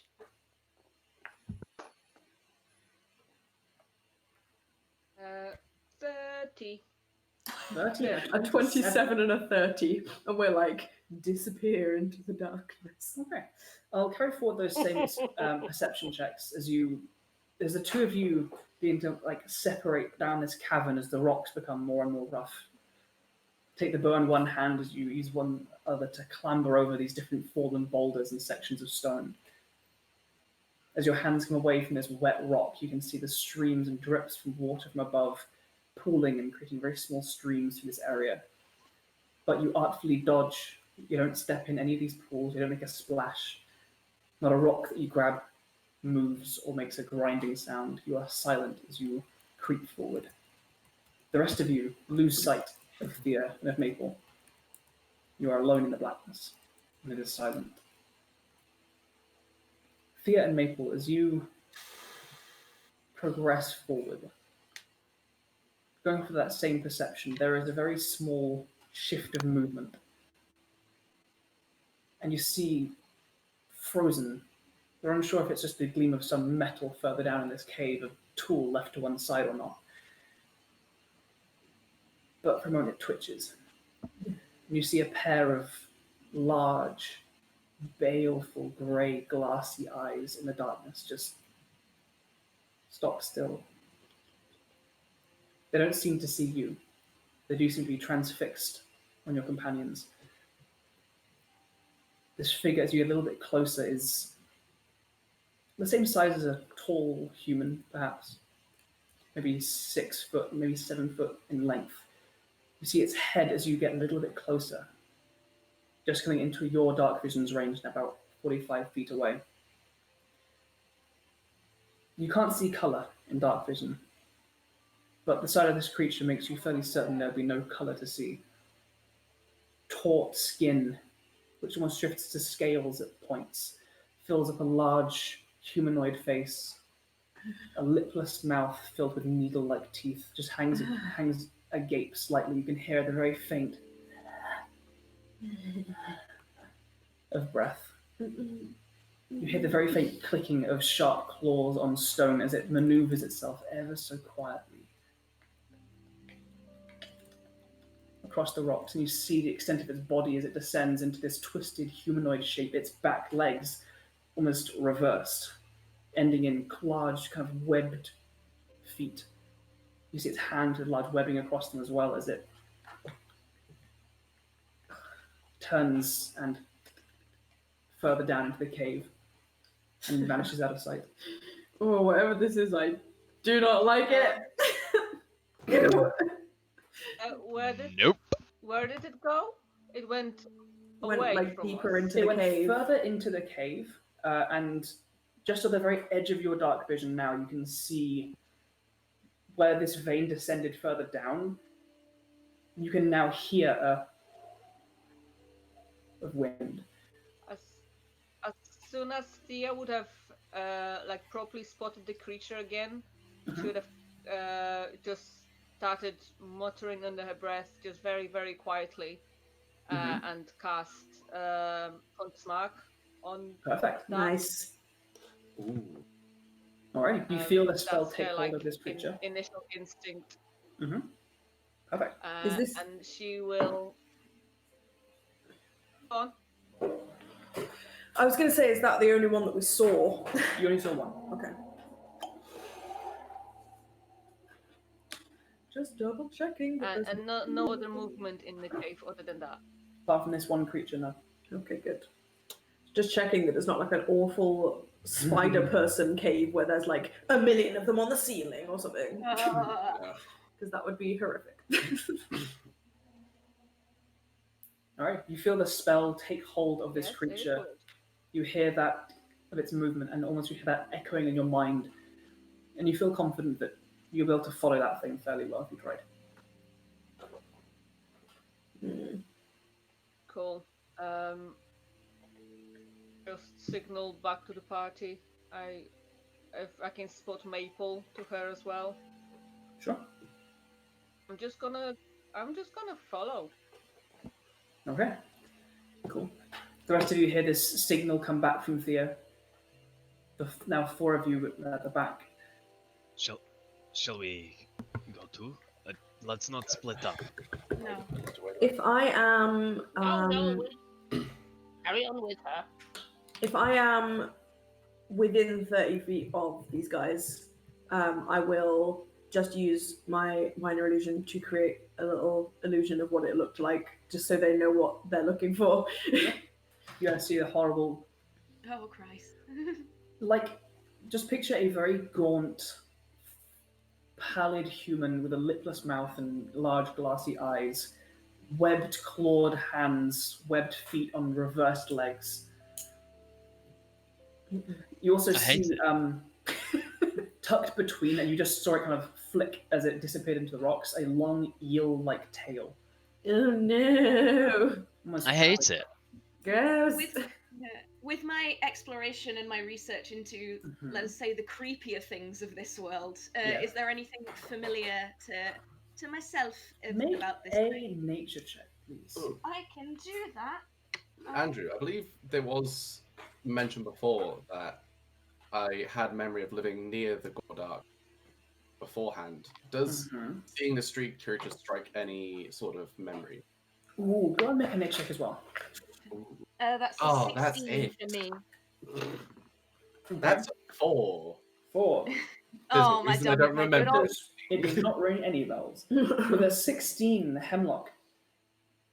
No. Okay. It looks humanoid. Mm-hmm. That is about all you can ascertain. But with a weird eel tail and Eel webbed tail and feet. backwards legs. And lamprey mouth. Oh God, you've made that so much worse, David. Oh no. Alright. Now with an idea of what you're following, you now in slightly more stretched out order progress further into this cave. And Maple, Fear, you find very, very quickly the hole this thing descended into. You see a number of chains which kind of constantly link across the ceiling, now fallen and dangling down this hole. You see where the different streams and pools have built up in this chamber now flow, and you can hear the trickling and a very, very faint splashing as it creates a very small waterfall down into this hole in the ground. It is just blackness. Your dark vision does not see the bottom of this hole. oh, good.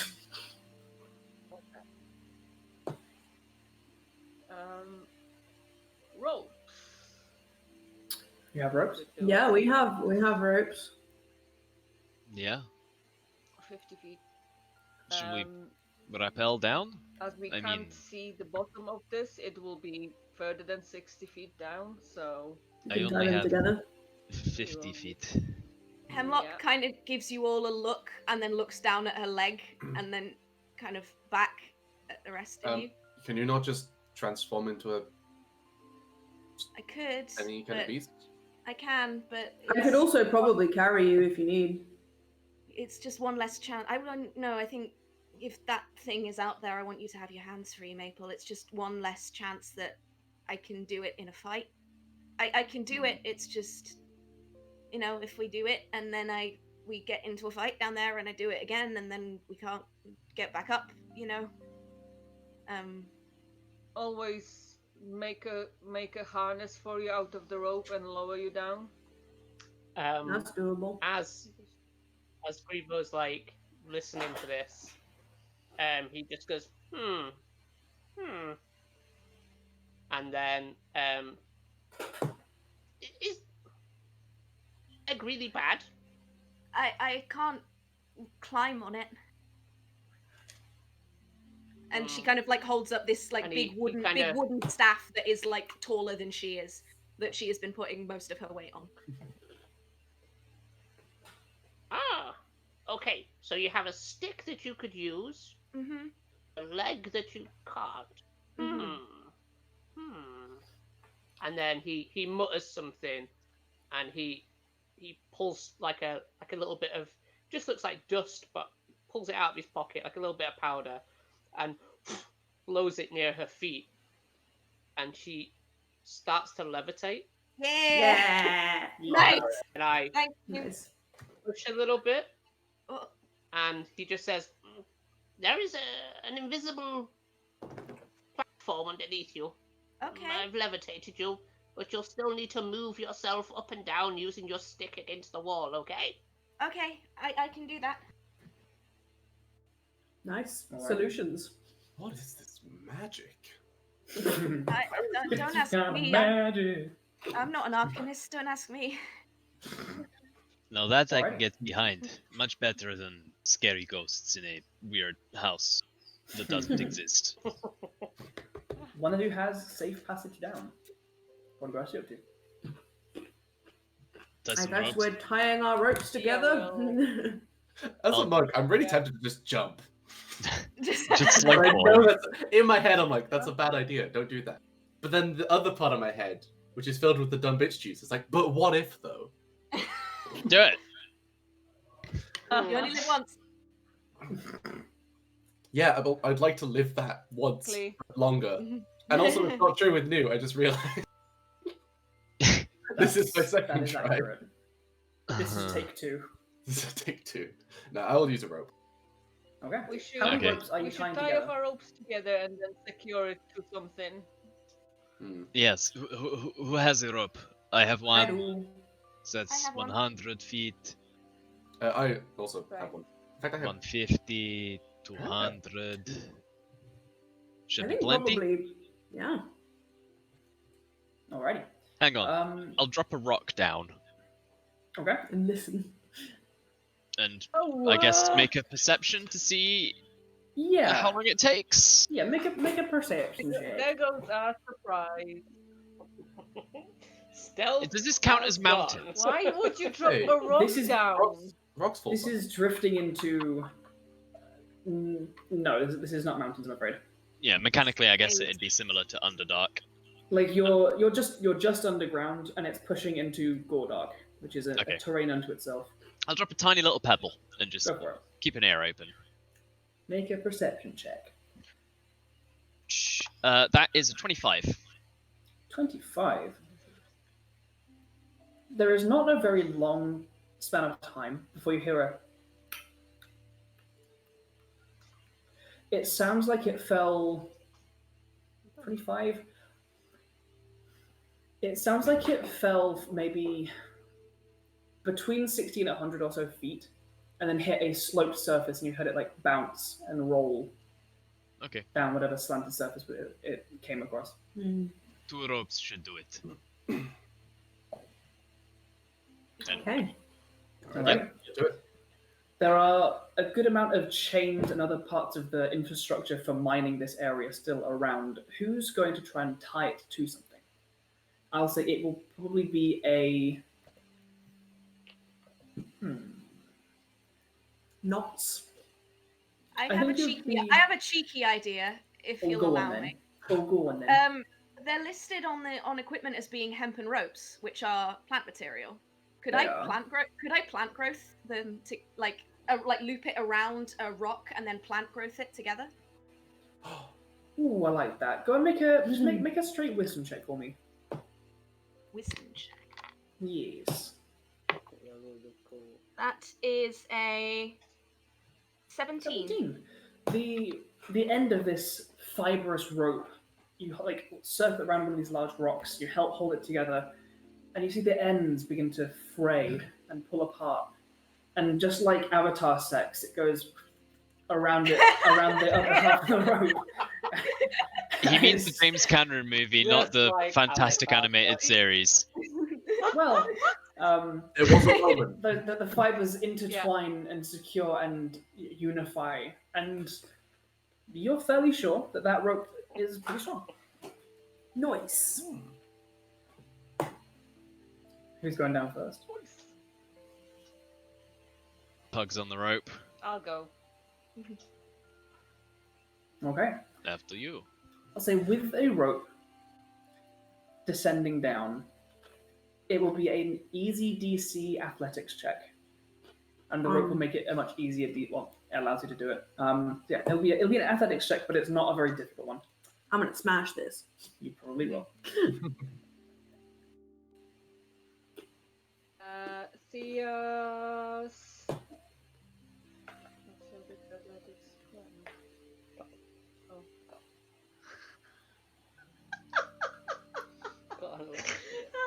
That's a 9. A 9, okay. Oh.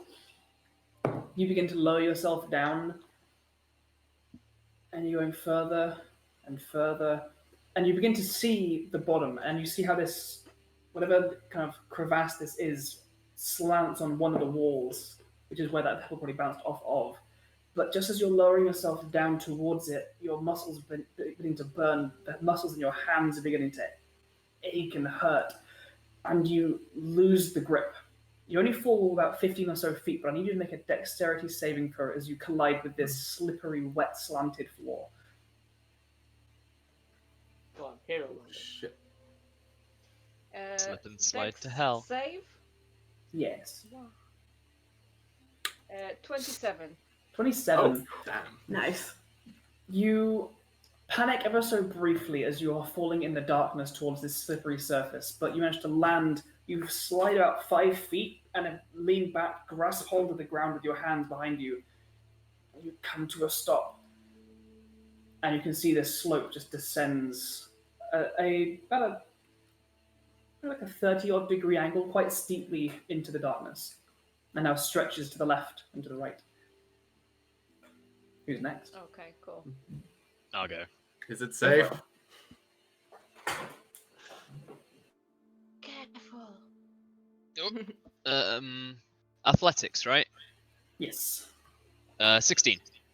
Yeah, you are absolutely fine. You lower yourself down, and you find Thea now coming to her feet, and you find this ground, and there you hear now this like the smattering of that small stream in the rocks near you, creating this very slippery and slimy surface. You two are now down Got it safely. done. Yeah. Who's next? Disgusting. I'll go. Hold on. I'll push myself down with the staff against the Alrighty. rocks. It is a strange feeling. You find your legs Okay. kind of, your toes curling as you're just drifting down, in a similar fashion to Yeah. only one creature Grebo you've would have- seen before. Grebo would have gone on that platform with her. Okay, cool, perfect. You find climbing yourselves. down. Fair. You find yourselves almost like on an elevator down through this darkness. And it brings you to mind an image of only one other creature you've seen before in that kind of lazy, effortless levitation. Yeah. The mind flayers you've faced before. Don't like it. Grebo's on my fire. You Grievous. push the image out of your mind quickly, and you find yourself, both of you, now feet to whetstone at the bottom. I believe it is Newt and Maple left. You go. Yep, Noodle head down. Make an athletics check. Atletico check. Atletico. It's an 8. I rolled a 3. Oh, honey. I'll just drop the rope at the top and fall down. You get Like, about 20 feet from the bottom, but your grip is fine. The muscles you haven't got muscles, they don't get tired. But this stream of water coming over this edge is now making this rope wetter and more slippery, and your grip goes. The rest of you kind of see Newt falling and step out of the way. Clattering. Newt, I need you to make a dexterity saving throw. please. I guess to avoid fall damage, if there is any, I'll slow fall. That's like my reaction. There's no damage involved. Alright, cool. In that case. Hiya! That is a 14? 14. You land and begin sliding. And you don't fall prone, but you surf down this rock, and you travel another 50 feet or so. You turning back, you can just see the rest of the group up this slope. And you look around, you see the tunnel now begins to curve around this now natural cavern. Has a small river to one side. Small mushrooms on clusters by the side of this small natural stream now. Maple, I guess I'm going. go for it. I think Newt, as he's sliding down, just before people leave his sight, it's just like, I guess I'll see you down there! That's a 29. You don't even hug your legs around it. You just, all upper body. Just... Maple just treats it like a fireman's pole. Your little gnome feet go on the wet stone. You're all down. Very carefully, taking each step, one at a time, finding purchase. The rest of you catch up with Newt. You find yourselves in these natural winding caverns. almost like a meandering river, how they just turn back and then turn back on each other, snaking down further into the earth. And you begin to notice the rock here is different. The rock, although you can't see colour, the rock is ever so slightly soft. There's no hard on it. There is an ever so slight give to sections of it.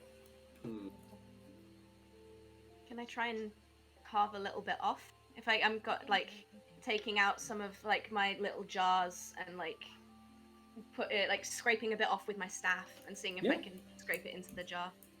You can. It feels like there is almost like a layer of fleshy slime across it, maybe Ooh. only like quarter of an inch thick, beneath which there is hard stone. Mm-hmm. And you do get like a small jar of this goo. Titan goo. Yummy Gordark goo in my Goo dark.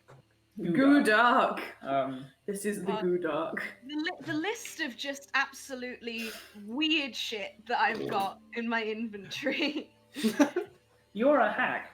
Yeah. Like we expect It's not a question at this point. Yeah. Does this appear to be the source of the smell? You get the impression that you have changed environment somewhat. And you can still, the smell is on the wind that is kind of blowing softly past you. You're unsure if this goo in particular is the source of it, but you are the belly of the beast. The bowels of the earth. Is Thea able literally. to figure out which way that creature went? Yes, make a survival check with advantage.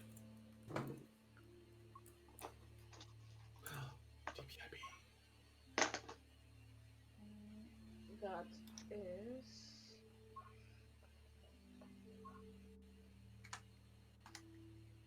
31. 31.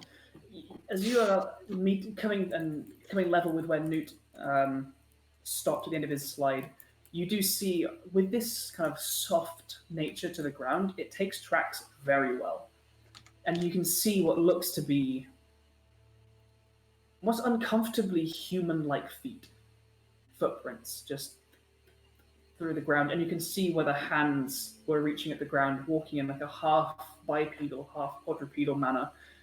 You see where the webbing between the toes splayed a little more than a normal human foot. But if it weren't for your extreme familiarity with different tracks and stuff, this could just be a man walking. But you do see the direction they take. Oh. Okay. I just turn to the group and say, the creature that was in a cavern up top went this way. I suggest maybe... I'm gonna assume that this creature is from this land plain type place where we want to be. So if it's safe, I don't know. That's my assumption. If you might know better than myself. But I would suggest maybe trying to follow that. Mm-hmm. It seems to be going deeper underground. We're going deeper underground. Perfect. Oh, you cuties. So are you guys picking up in the same rough order as you were in previously? Yeah. Yes. Don't see why not. Markos in the back, Hemlock Yep. close, Newton I'll in be the keeping an eye middle, out for eyes. Rebo, Thea and Maple towards the front. Perfect. As you are all progressing further down, Thea and Maple, do you want to make some perception checks at disadvantage for me, please? Oh no. Oh man. Deception. I just rolled natural 20s. Oh, you did. Damn! Hey, nice. Disadvantage whom? Sorry? You're a natural 400. Yeah, 2 natural 20s, which raised by perception, a 27. Hell yeah. Thea, what did you get? Mine's 17. 17, perfect. As you guys are progressing further down, you can see the stream like follows on the right-hand side, and as the tunnel turns and tilts, the stream kind of flares and goes across a large section of flat ground, creating this very thin stream that you end up kind of walking through. You can occasionally see spots of light emanating from small patches of glowing mushrooms, which bloom out of the small, deeper portions of this water. As you curve around once more, you see the different strange shapes of these walls. Natural cavern, but of this strange, almost veined texture, almost fibrous. Sections of it hard stone, some of it soft, like you saw earlier. As you guys are rounding another one of these corners, you see in the center of one of these just a hole that descends. You can hear a smattering of water as like a section of this stream finds its way down into this, and you can hear it falling, smattering, a strange kind of rippling sound coming through and echoing in the darkness. Newt, your hand reaches back and grabs hold of your spear. For a moment you wonder why. As Maple, you see in just the faintest darkness a section of the wall begin to shift. And in a moment it pulls back and you see a large 20-foot-long tentacle growing out of the wall itself begin to unfurl and slither on the ground towards you. Oh god. And we're going to take our break there.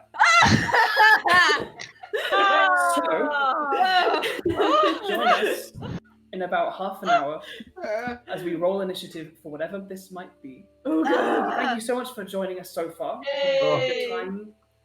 Great. Let us know in the chat. Thank you so much for you guys who have been in the chat. Thank you, Pruki and Alex, for being there. We wish you were here. We'll see you soon. We love you. Thank you so much to you guys, J and B, the Cognitive Merchant, not only for your support, but also for joining us today. Hell fucking yeah. Woo!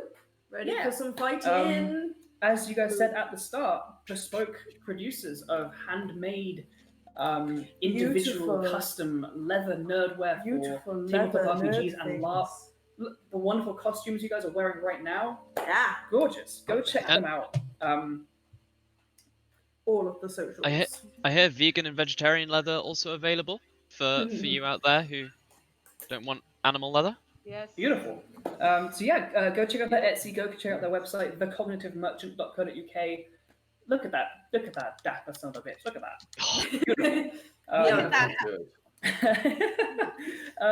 Perfect. So yeah, if you guys have been enjoying this, go follow us on our socials, catch up with our next episodes and other content, lore about the setting, character bios, all that wonderful stuff.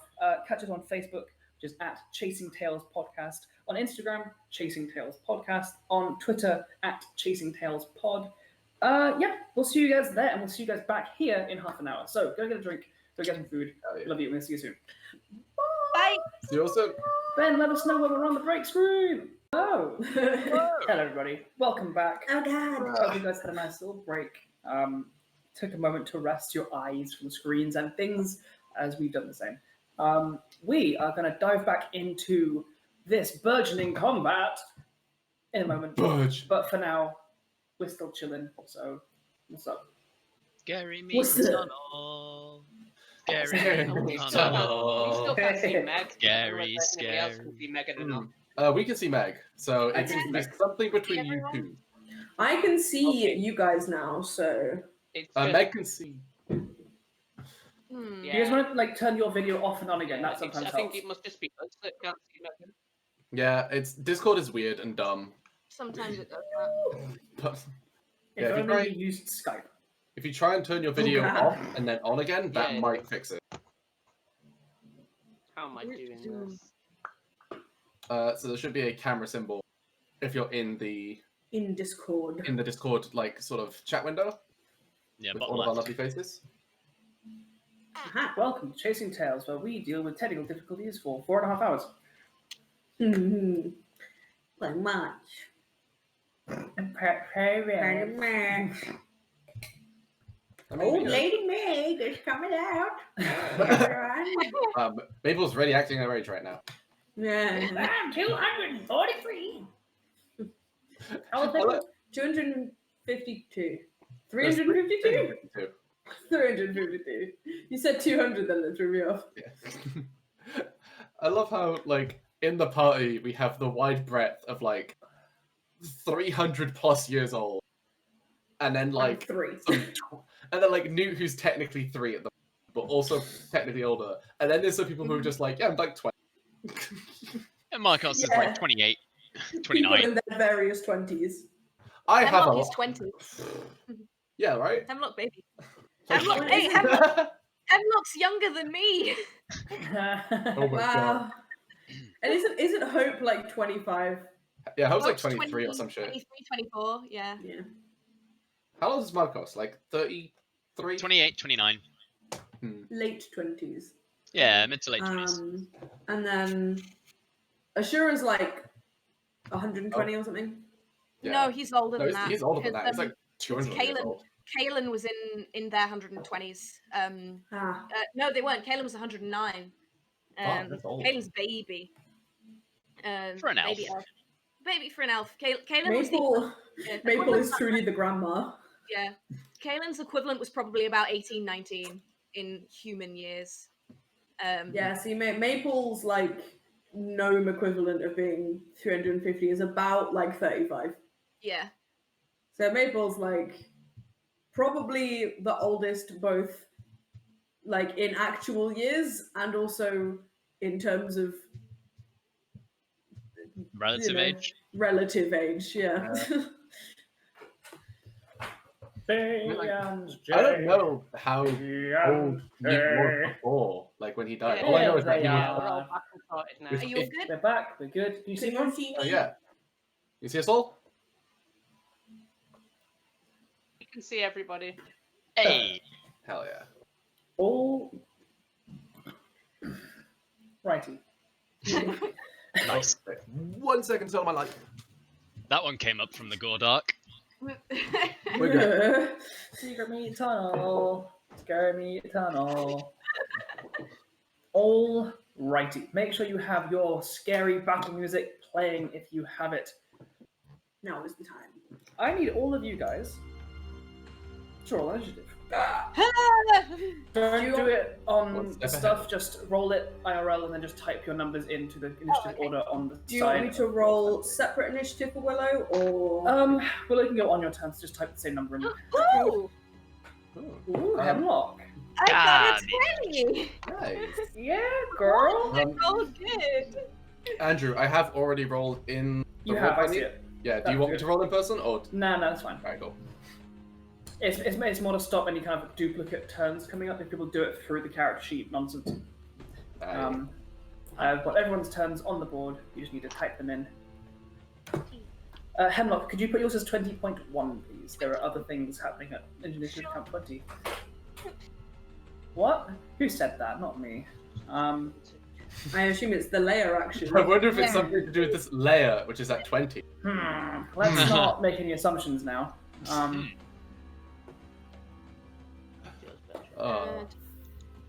Greenbow rolled a 20 as well. Greenbow, what is your dexterity modifier? Oh no. 0. 0. Alrighty. Hemlock, what is your dexterity modifier? +1. That's 1. Alrighty. In that case, I will put 0.0 on Greenbow's. And let's see how that does it. Hemlock, Greenbow, layer. Perfect. Maple and Willow happening at the same time. Thea, Newt, Markos, and Pariah. Markos, what is your dexterity modifier, please? +4. +4. Let's put a 0.4 on yours. Done that. You go before Pariah. His is not as high as that. What is it? I'm just gonna put the layer one to. His is +3. I'm gonna put the layer to 19. It goes on 20, losing initiative ties. So I'll just put it as 19. Alrighty, with that, Hemlock, you see as Newt darts for his spear, you see with your dark vision these various moving masses on the walls begin to unfurl and unfold. The sound of their moving against stone joining that splattering noise of the water falling down this dark hole in the middle of the cave. What would you like to do? I'm gonna, first of all, tear my gaze away from the glowing mushrooms, because they were fucking interesting. Oh no. You distracted me from my mushrooms. I'm sorry. And I No, will, seeing all this going on, kind of let my head flick back and close my eyes, and lots of yellow veins light up around Hemlock's arms and neck and face, and I will awaken my symbiotic entity as an action. Yes. Ooh. So damage goes up on my halo. I do extra damage for weapon attacks, and I get a shit ton of temporary hit points that I will Hell put yeah. in my Yeah, roll it's like 20 40 or something, isn't it? Like, temporary hit Jeez. points. Damn. And then as a bonus action, I will bang the staff into the ground and cast Shield of Faith with the shield clasp. Beautiful. cute. I'm right by a tentacle, so I don't want to move, so I'm gonna stay where I am for now. Alrighty. The spores that hang around you begin to glow and pulse, and you see like veins of them begin to just pulse and glow, creating almost a halo of soft yellowish light as they begin to glow around you. You see the mushrooms on the wall nearby also begin to respond to this growing natural energy within you. With that, Grebo, you see a similar thing. These tentacles begin unfurling and sliding against rock. It is your go. What would you like to do? Grebo will take a moment to try and figure out what this thing is. Okay. Go make a nature check.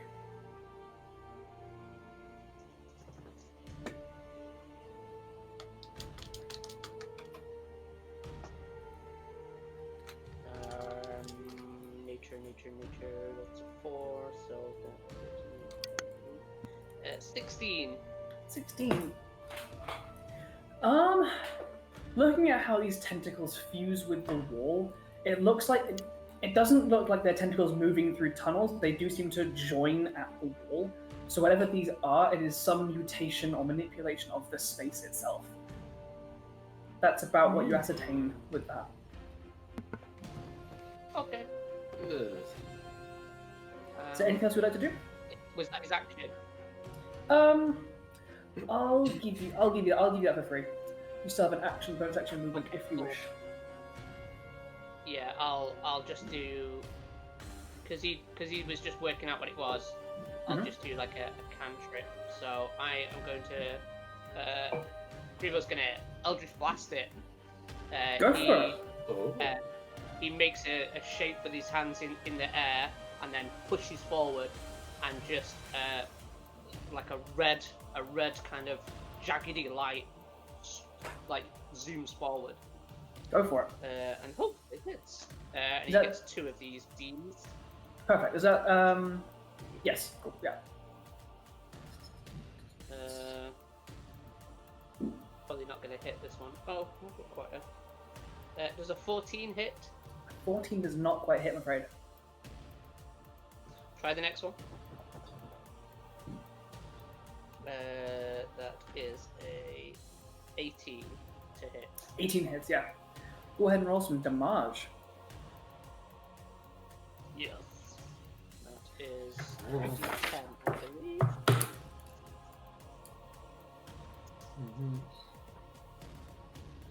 That is a D10 plus my charisma modifier. Agonizing blast. Who? That is 6 points of blasting damage to the tentacle. Nice.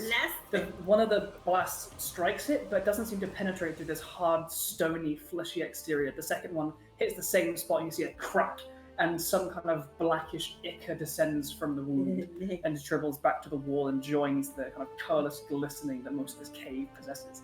Is there anything else that you would like to do or move? Yeah, Grebo's gonna move away. Okay. Right. Goodbye. Yeah, very brave running away. If my oh man, it's not letting me move my character right now. Oh yeah. Yes. So Grebo just moves back to hide behind more people. Alrighty. With that, you see around you, in this air, visibility begins to dim slightly. Now, in this area, I will say there are enough glowing mushrooms. This area counts as dim light.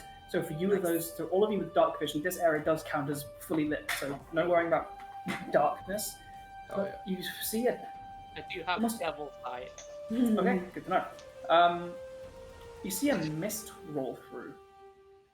It almost creeps forward with like tendrils like arms, and as it rolls and billows forward, you want to see like tendril reach out, grasp at the rock, and pull itself forwards. And as quickly as it came, it disappears. It runs through the chamber and then onwards. But I need all of you to make a charisma saving throw. Charisma. Oh dear. Oh no! We lost all our Oh charisma. no! All our culture people are gone. That's a doity 20. Oh You're no! fine. That's an 18 for Hemlock. Is this Hemlock, you're against fine. magic?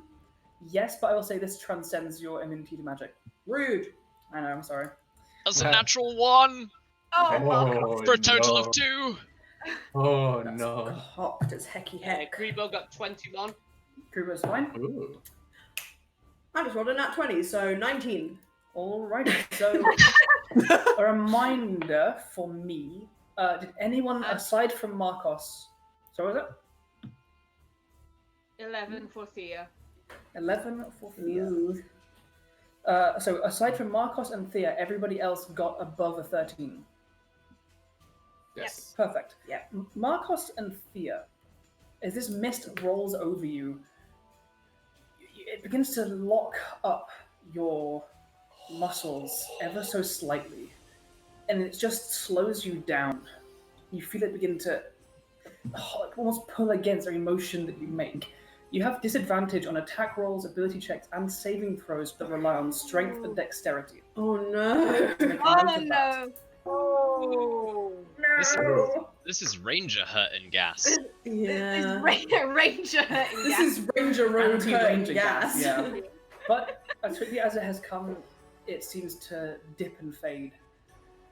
Really glad Maple made that save, man. Because, like, Barbarian Rogue, I need both of those things, please. At the end of that player's turn, the space will take a legendary action. The space. What? Yeah. The And space. the tentacle in the middle of that corner that I'm just pinging there in green lashes and unfurls and comes towards you, Grebo, and it's going to make an attack towards you. That is a 25 to hit you. Oh. You, I believe that Yeah, hits. that's gonna hit.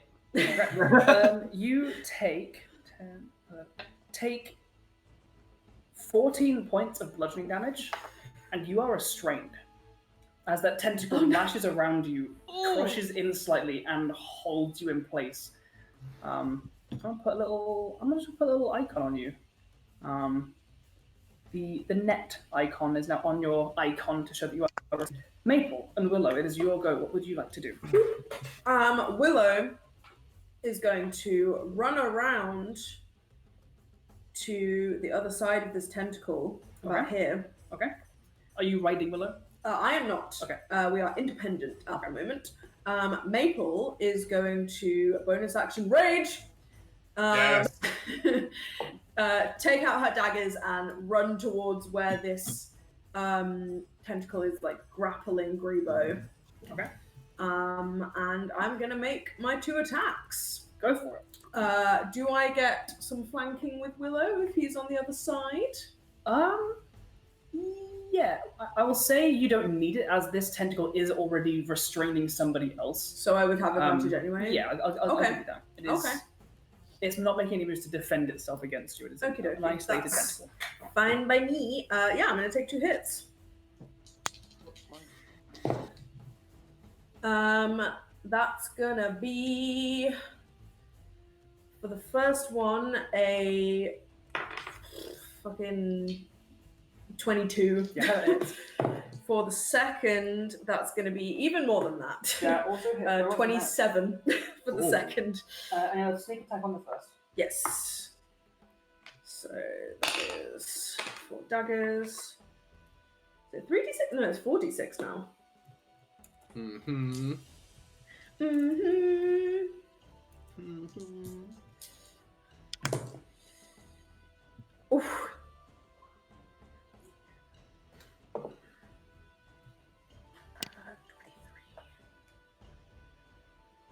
That's 29 damage Hell yeah. on the first one. Oh, first, shit. That's with my sneak attack. Go for it. And on the second, that's going to be a 8 damage on the second. Damage. Nice. As you sink your daggers into it, you find a break in this kind of rocky flesh, and as you tear into it, there's a small, and lightning sparks out of the wound up enough into the hand. You take 3 points of lightning damage. Excuse me? But you push the dagger in and carve a section away, and the tentacle grebo you feel pulsate around you as it takes that damage. Definitely seems to feel that hit. Is that the end of your go? Tentacles? Electric tentacles. Yes. Alrighty, That is with gonna be my that, turn. Thea, Tentacle. it is over to you. What would you like to do?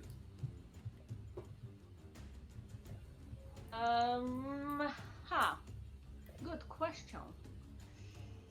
Punch She it. does not like the feeling of being slower than usual, I suppose. In that case, she will just stay where she is there Okay. and shoot him. Which tentacle are you in for? This guy. The one that's holding Grebo. Perfect, alright. So, is that disadvantage on attacks? Yes. Okay.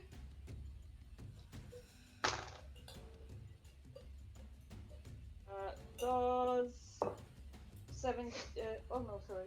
Does 23 hit? Yes. So that's the first shot. An ally is within 5 feet of it, so you will get sneak attack on this. Oh wait, no, because you had disadvantage on the roll. I believe disadvantage gets rid of any sneak attack. Disadvantage gets Yeah. And if you had disadvantage, no sneak attack. No sneak attack. My anti-ranger mist is doing wonders.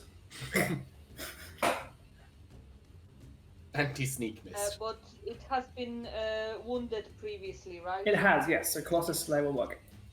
So, Nice. Beautiful.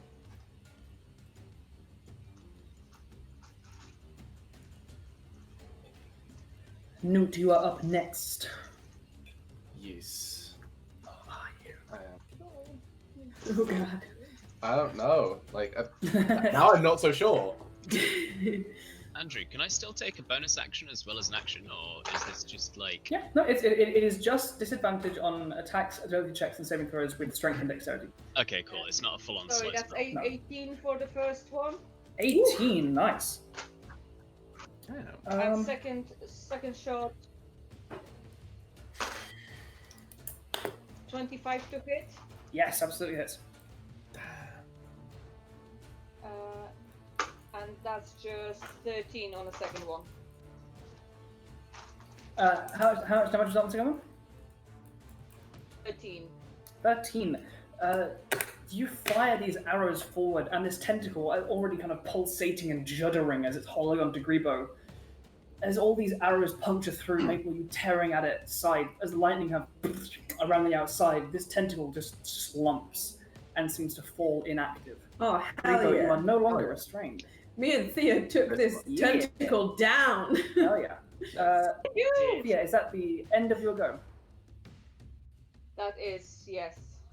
Alrighty. At the end of your turn, I'm actually going to put little numbers next to these tentacles so I know which one I'm talking about. Yeah. Mm-hmm. Big brain. 3, 4, 5. I could only see the one because map. Yeah, if you zoom yourself out, there are 6 around this area. There are so Number many. 6 is dead, you say? But 6 is dead, so I will... Perfect. She would move in that case, so Go for after she shot the ones, she would probably move near a wall where she can have something behind her back. Okay. Alrighty. With that, the end of your go, tentacle number 2,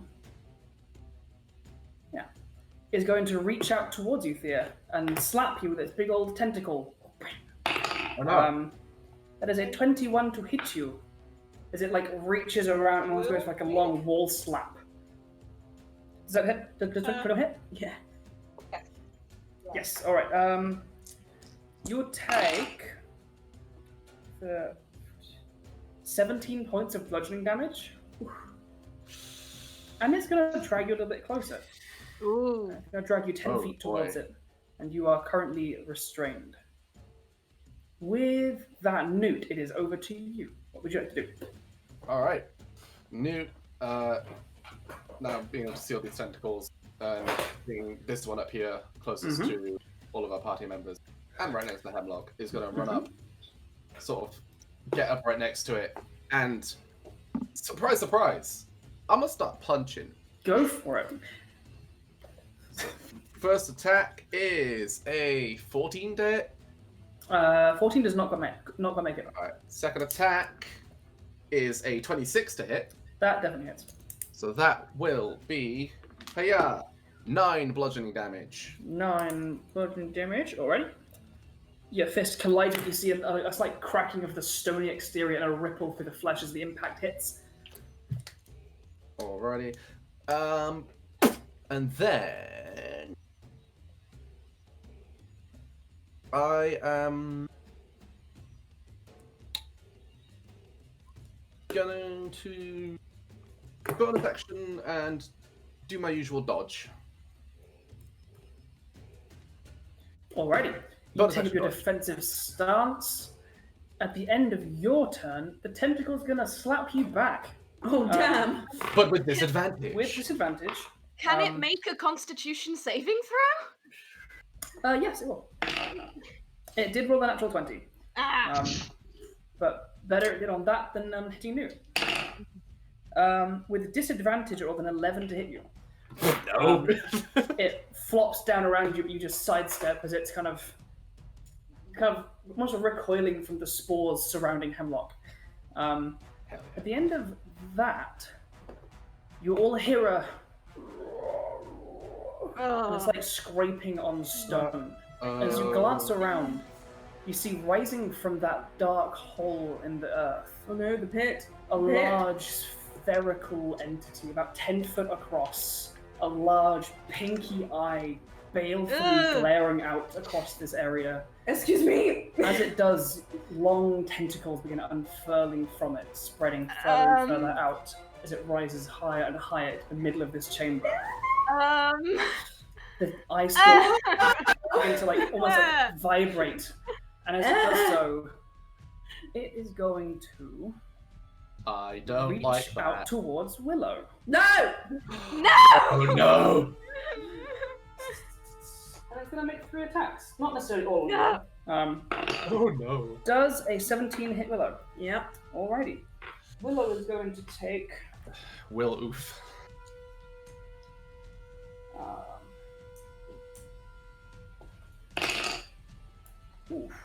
Willow takes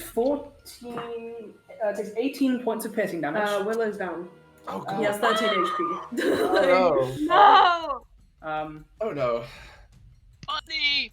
As one of these tentacles reaches out with surprising stretchiness, it reaches out far further than you would expect it to. Surprising. Rather than eyes at the end of these tentacles, you see almost like Venus flytrap-like mouths, bristling with teeth and suckers, grasp hold of the front of Willow, and he immediately just and goes limp. These teeth still clamped around his chest. How far are you, Maple? Uh-oh. It's going to hover ever so slightly over this way, and another tentacle comes striking out towards you. Come on, bitch. That is a bunch. 23. Yeah. You will take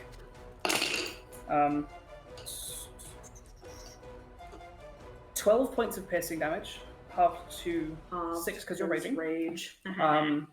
And I need you to make a Constitution saving throw. This teeth, this almost like Venus flytrap, clamps around the side of your arm, and you feel the teeth begin to suck and draw and pull. Now, con save.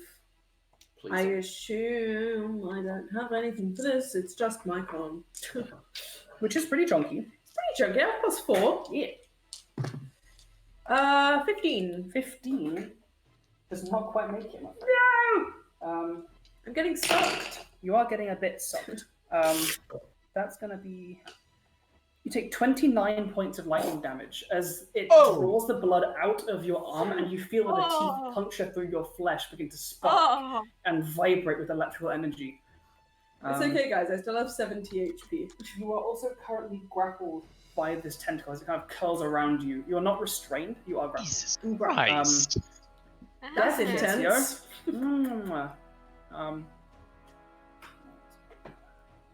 With that, it is Markos. It is your go. Okay. What would you like to do?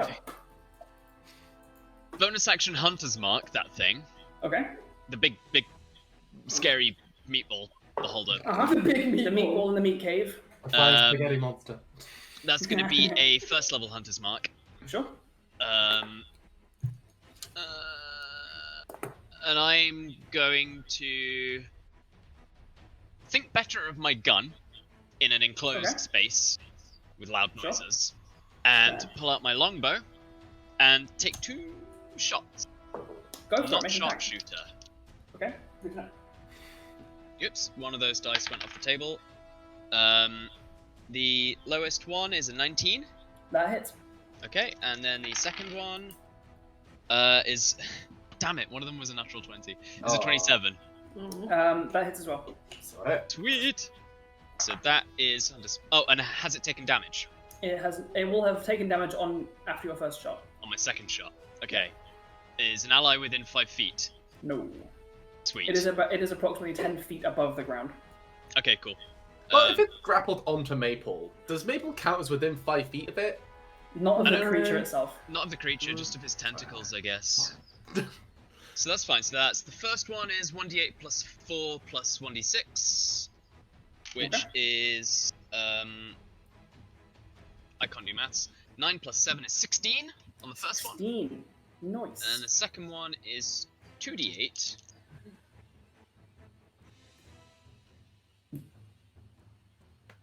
First arrow sinks into it, and the eye kind of drifts lazily towards you.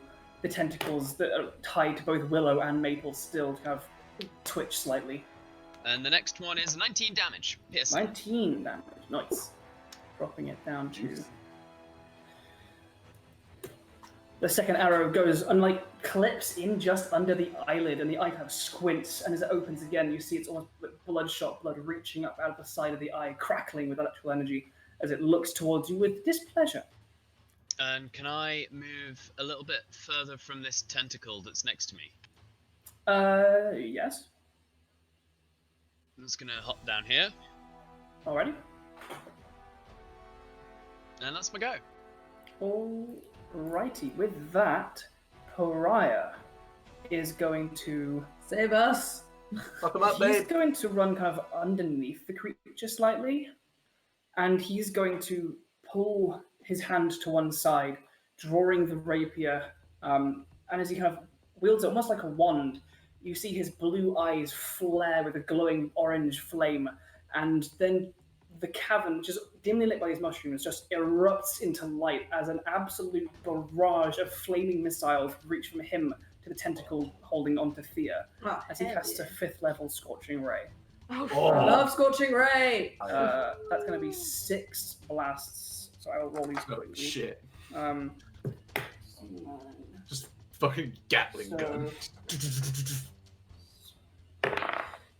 1, 2, 3, 4. 4 of them hit, so that's going to be 4. I'll just roll it in the thing. Roll 4, 6. Alright, yes. 22. It'll take 22 points of fire damage as 6 of these blasting rays of flames go across the room and strike into this tentacle. Thea, you feel the tentacle around you convulse and twist as it reacts to the impacts of flame. And that is Pariah's go. With that, Hemlock, it is back over to you. What would you like to do? Ha! I had a thing and then it changed. So okay. I'm going to try something. No, I'm not going to do that. Okay, I'm going to pull my hand and towards this creature as an action. I'm going to cast a chill touch towards it. Towards the big fudgy eyeball. Towards the big eyeball. Go for it. Roll an Big attack.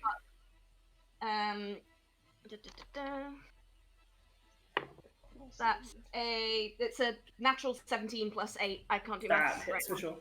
That's 2d8 now because of levels. 10 points of necrotic damage. Nice. Yes, that's it. It can't regain hit points until the start of my next turn. Very good to know. With that, Grebo. I've got a bonus action very quickly. Oh, go for it. So I'm gonna, with that kind of necrotic energy, I'm gonna pull that back out and then throw it as a first level healing word towards Willow. Beautiful. Roll some healing. Hell yeah. Willow protection squad. Oh, he gets 5 points of healing. He 5 healing. sputters back to life, a tentacle still attached to him from this large creature. These kind of soft pinkish purple tentacles leading to a red at the ends. Still clamped around his chest, but you do see him begin to rise and fall once more. With that, Grebo, it is your go. What would you like to do? First of all, how tall is the ceiling? The ceiling reaches up to about 30 feet high. This creature is currently flying 10 feet above the ground. Okay. In that case, then, Grebo, he takes off his hat, and as he does so, it seems to get wreathed in flames, and he takes a bow and sweeps it across the ground, and a streak of fire appears, going all the way from here on the map. Here. I don't know how to draw lines on this thing, I'm afraid. It's alright. I'll draw a little... Oh, wait. There's a pen tool. It's the second one down from the select on the left-hand side there. Second one down. This. Draw a shape. Freehand. Yeah. There we go. Okay, I'm gonna have a go. There we go. So that's 15. 30. Right, I'll do that so you can see 40, range. 45. 55. 60.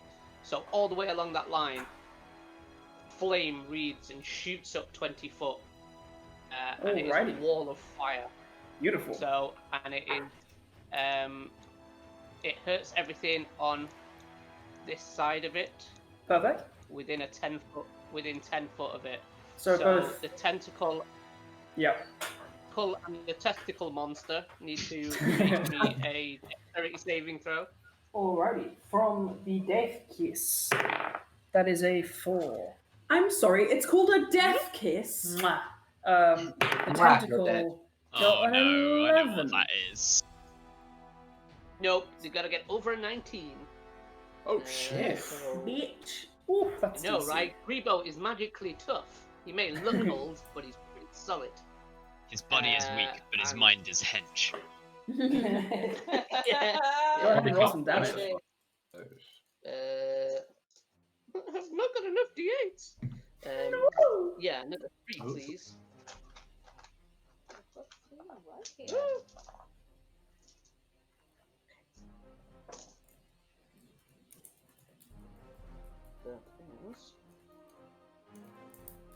Oh damn, you'll count that faster than me. That's 2 8s in there. How much? 31 points of fire damage to them both. 31. Damn. The tentacle burns up and crackles, and Thea, it lets go of you as the flames cut it off halfway along its length. You are no longer restrained. And that tentacle is dead. And they'll have to the kiss monster. He'll have to do the same thing if he ends his turn. Okay. Within 10 feet of that thing, or if he tries to pass through it. Alrighty. How much damage was that again? It was 30, right? was that? 31. 31, perfect. That's going to bring him down to some damage. Bring him down to what? Sorry. I didn't catch that. Why do you Is that your go, Vibram?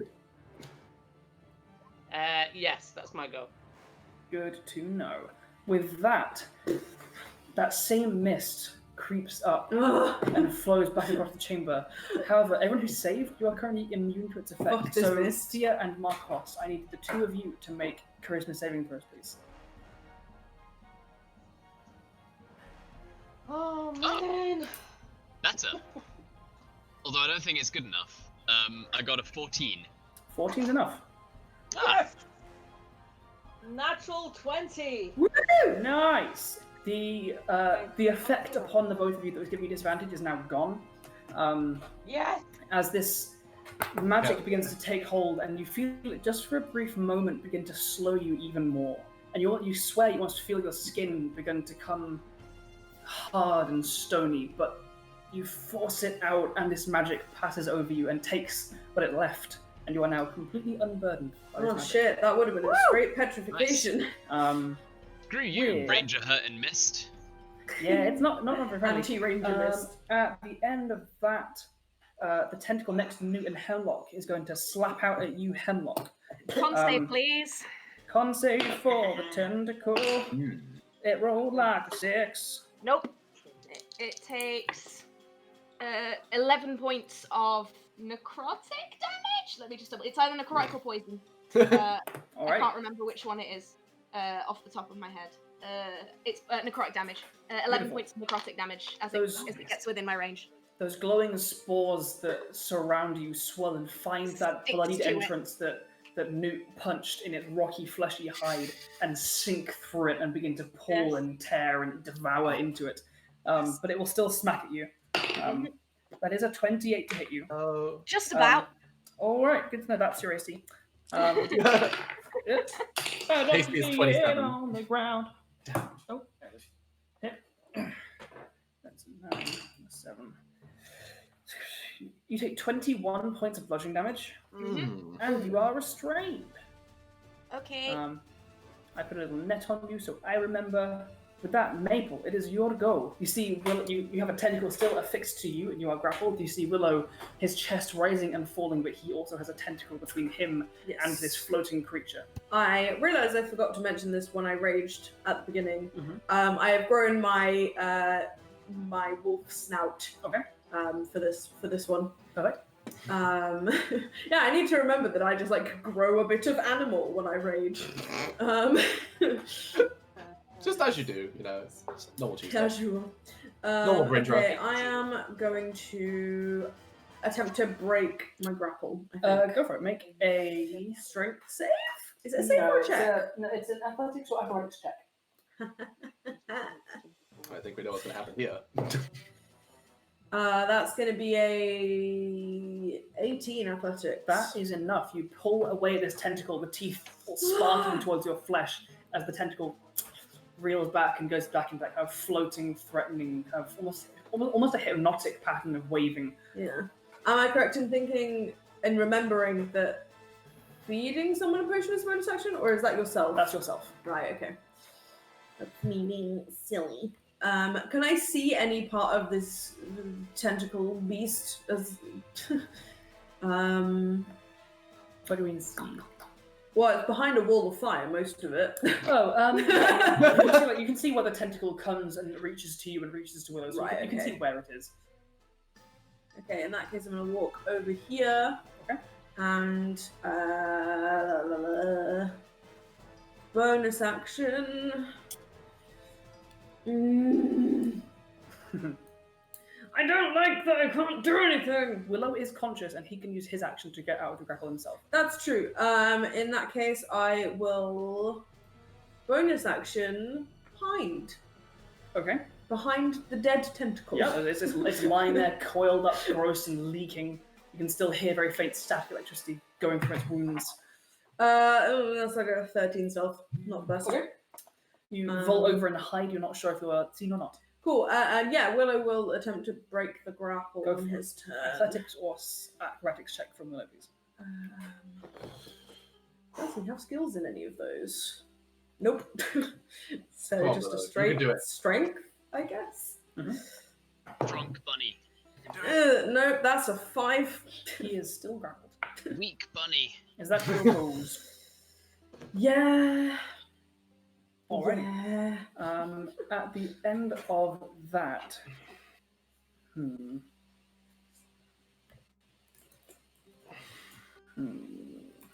the tentacle in front of Hemlock and Newt is going to try and slam Hemlock. And no, it's gonna throw her. Oh. Can you make a strength saving throw, please? Probably not. 14? 14. I'll actually make it roll for it because that's close. 15 minus 1. It is a strong boy, however. You feel this tentacle crushing around you, and there's a brief moment of weightlessness as it lifts you from the ground, coils back, and you feel yourself projected as it throws you. You are no longer restrained, but you are prone 30 feet from it. I'm gonna shit. put you... I can't quite get you behind the wall of fire, that's a shame. Next to me. It will Who's throw next you to me, prone Willow? on the ground next to Maple. Okay. So I will get rid of that little net symbol on you as you are no longer restrained, but it hurls you across the room and you scatter onto the ground. You don't take any damage from that, but you are prone to the ground over there. Okay. With that, Thea, it is your go. What would you like to do?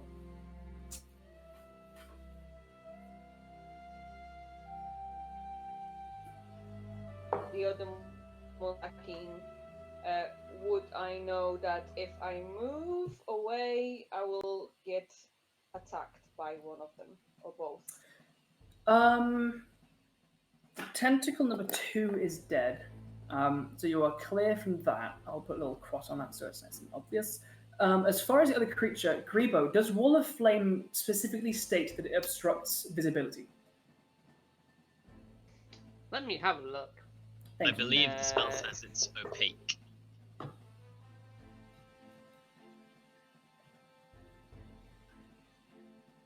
It is indeed opaque. Now, someone remind Dumbbrain Andrew if that means I can see through it or not. You can't. No.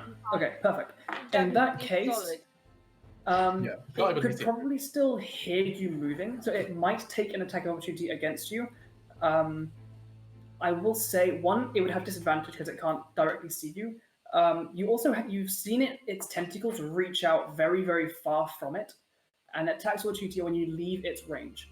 So you'd have to get quite far from it before that happened. And can I see any parts of it? Yeah, you can see like some of the tentacles like drifting in and out of the wall of flame, kind of screeching and twitching in the flames as they burn. Cool. In that case, Thea will move. Oh, I'm drawing. The arrow. Sorry. I've just drawn a little squiggle there. Okay. Thea's got a mustache. Oh my God. There's not much point to go anywhere, to be honest. How much of a reach the tentacle has out of what I've seen so far? Also, yeah, you've seen it make strikes up to 20 feet away. Okay.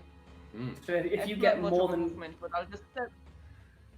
yeah, you're fine there. I mean, this dude over here, like those tentacles. Yeah. Cool.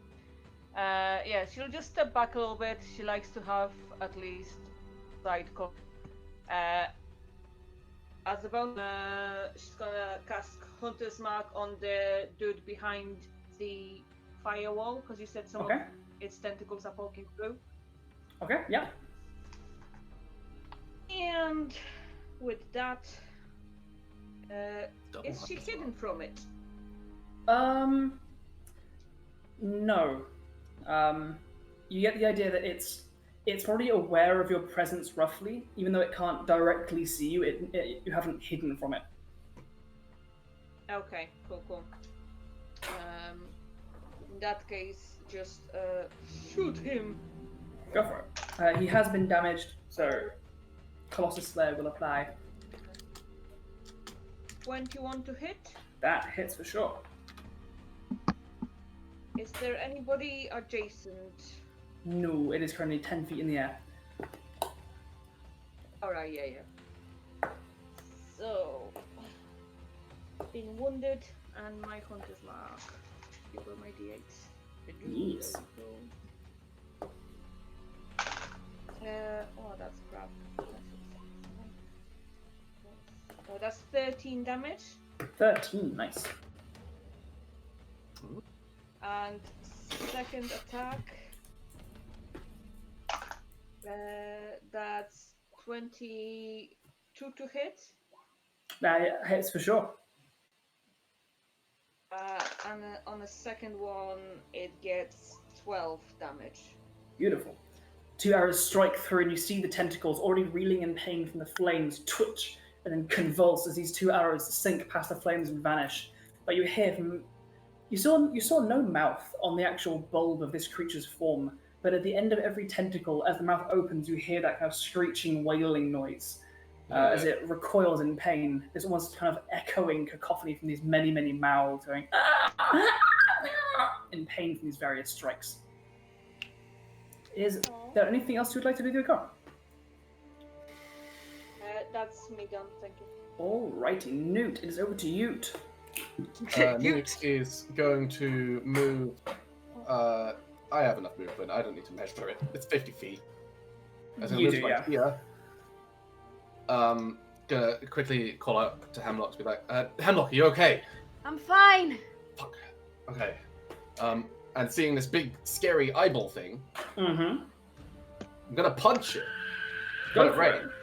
Let me just double check the range. That is exactly like Punched in the eyeball. way.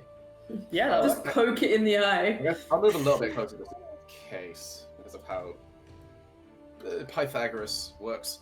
But yeah, Pythagoras, what a nerd.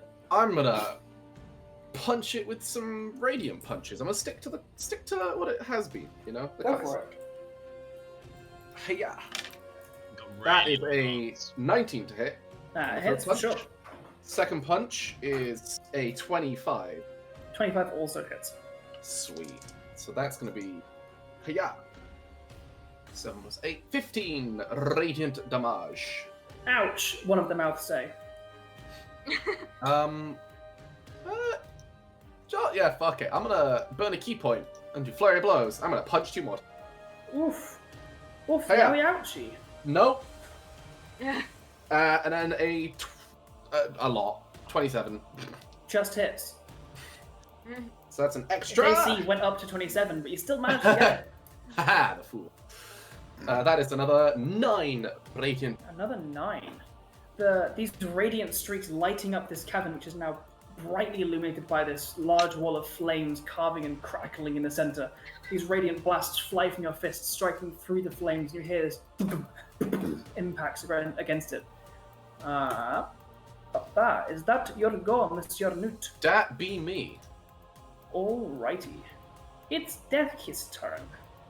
It's in this cavern, lit up, and you can smell now that sweet, acrid smell of decay is now being joined by a smell of burning flesh. And this wall is burning and radiating this heat and light. This ball, this pallid pink eye and these tentacles burst through from the flames, all of these tentacles flaring outwards, pushing itself away from the flames, and the tentacles begin shooting down towards the ground at you. One of them going towards... it's going to send one towards you, Hemlock. Still prone on the ground. That is a natural 20. Yep. Oh no!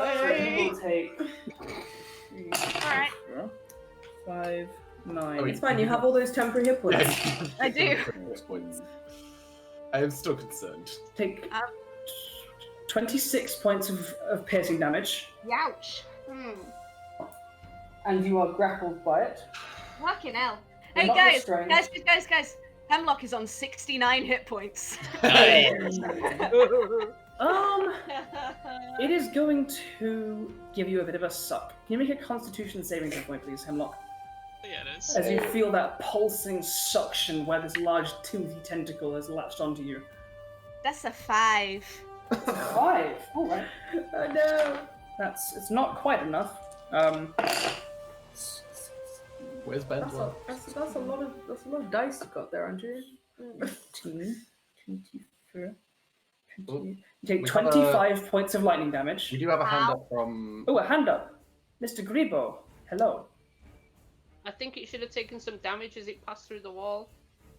Does it? Okay, sure. Yeah. So Hemlock, just take that. Yeah, I've done. Cool. So City it to make needs a. a dexterity save. It rolled a 15, so not enough. Oh, beautiful. All of the dice. All of the dice. So it takes That's- 22 points of fire damage as it passes through. Ouch. As it bursts through that wall of flames, you see elements of its flesh on fire, caught alight, burning away and falling towards the ground. It was like a soft rain of light as it comes through. Hemlock, you feel this pulse of pain as this suction draws from your chest, and you feel it drawing your blood away from you, and the electricity building around it. You see the electricity going up the tentacle as it sucks the life force away from you. You see almost a hungry look in the eyes. It looks down towards you. But before that electricity reaches up the tentacle to it, there's a black coil of spores that is built up around it, pushes it back and forces it back away from it. And it is unable to heal by sucking your blood due to your chill touch. Yeah! Oh, hell yeah! It's damaged and still hungry, so make another Constitution saving throw. I will No! say as well, the halo, because the halo drops after, or my symbiotic entity goes away after all of my temporary hit points fade, so that is now Okay. gone. Cool. My halo Good is to know. still active because that's always active. Yes. I rolled a natural 19 for that. That's 19. You are good, and you don't take any damage from that. It has 3 attacks and can replace any of them with a blood suck if it has you grappled.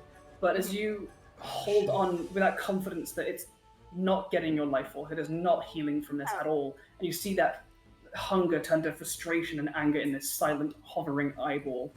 And that is the end of its go. With that, Markos, it is over to you. Hey, so Hello. Pariah's quite a tall chap, right? And He this is. thing is 10 feet above the ground, and Yes. Pariah's at least 5 feet tall. He is Does that 6 count foot as 4 to within- the head. Yeah, so he can reach like 10 foot up. Yeah. Yeah, so he is in range. He's, an ally within 5 feet. Yes. For example. Okay, cool. So I'm gonna make 2 sharpshooter shots at this guy. I don't have advantage, but Okay. I do get sneak attack on the first one, You do. and it has been hurt. So Colossus Slayer. Oh yeah. It is and looking it's bad, marked. especially that Ah, it is. Especially with all those flames burning chunks of it away now, you see some of these tentacles are actually just coiled up, like held up to its body. It is unhappy.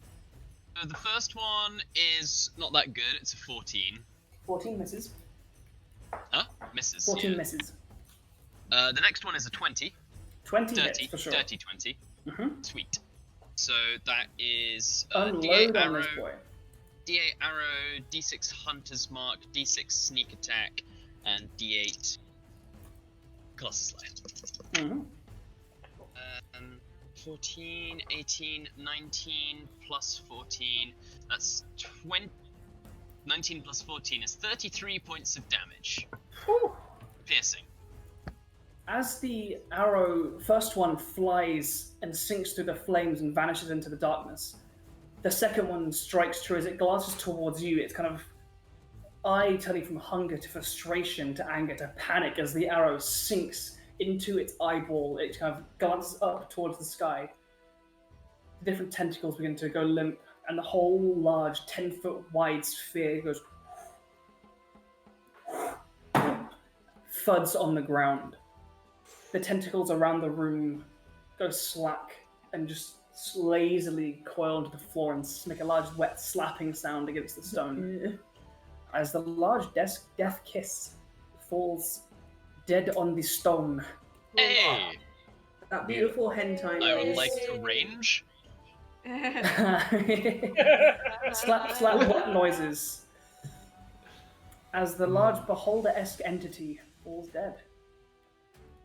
Yay! Oh, shit. Are we out of initiative? I believe so. In this moment forward, yes.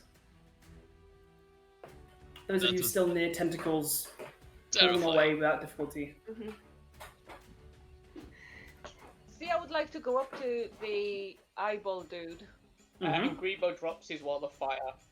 Okay. And just The flames examine it, dissipate. poke and prod. Cut away Poke at and it. prod. I don't know. Make a, let's say, a medicine check. Or a survival check, fuck it. It's... She's not looking as much as at its physicality as what she can use. Yeah, Okay. that Thea and Grebo would want to see what they can harvest. Yeah. Then this will be this will be an Arcana check then. Oh. Okay, so Grebo will do that, and then Sure. do you want to assist? Yeah, you can. Yeah, Just because sure. we're used to. This is kind of your thing. Go for it.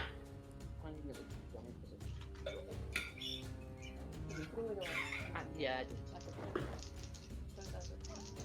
got +9. Oh, 28.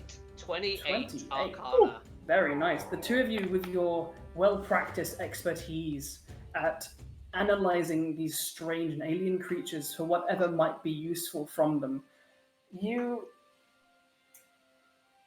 gather that from its many tentacles and your well-traveled experiences, this creature is some relative of the infamous Beholder, but it is one that doesn't seem to interact with magic, doesn't seem to interact with eye rays and anti-magic cones, but seems to suck life out of its victims as a form of healing and a form of energy. I think you could probably, with some time, perhaps some work, you could probably extract from this some kind of magic relating to converting blood into energy and like blood into lightning. But I leave it to your creativity, what you might be able to create with that.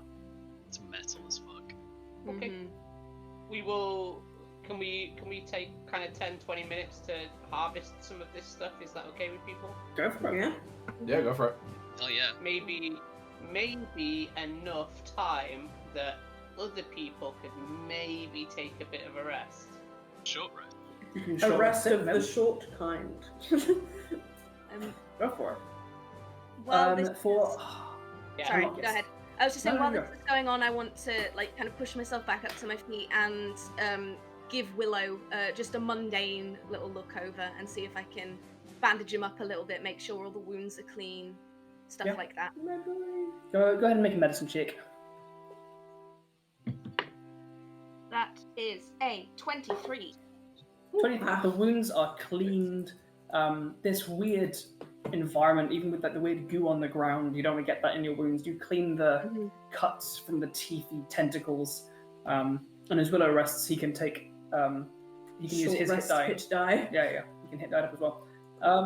For those harvesting, this will be a survival check. To butcher this creature and grab what you think might be useful. You like a hand?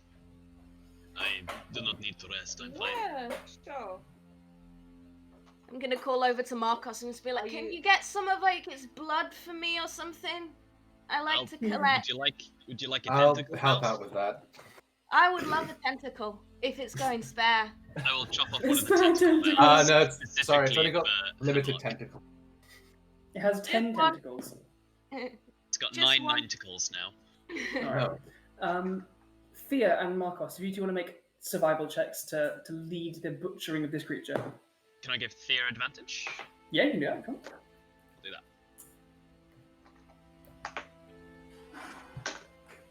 28.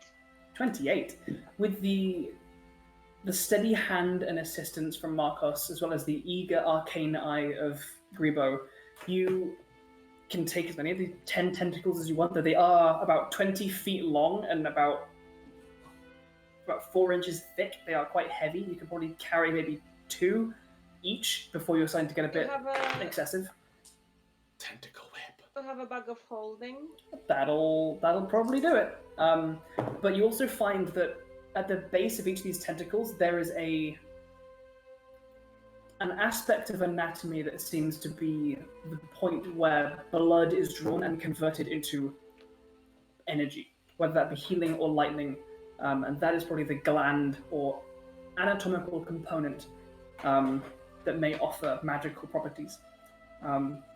So you managed to gather 2 of those that are intact throughout your work. If nobody realized from early on, the bag of holding is Gribo's hat. Yeah. Oh, it's so good. I love that so much. Tentacle.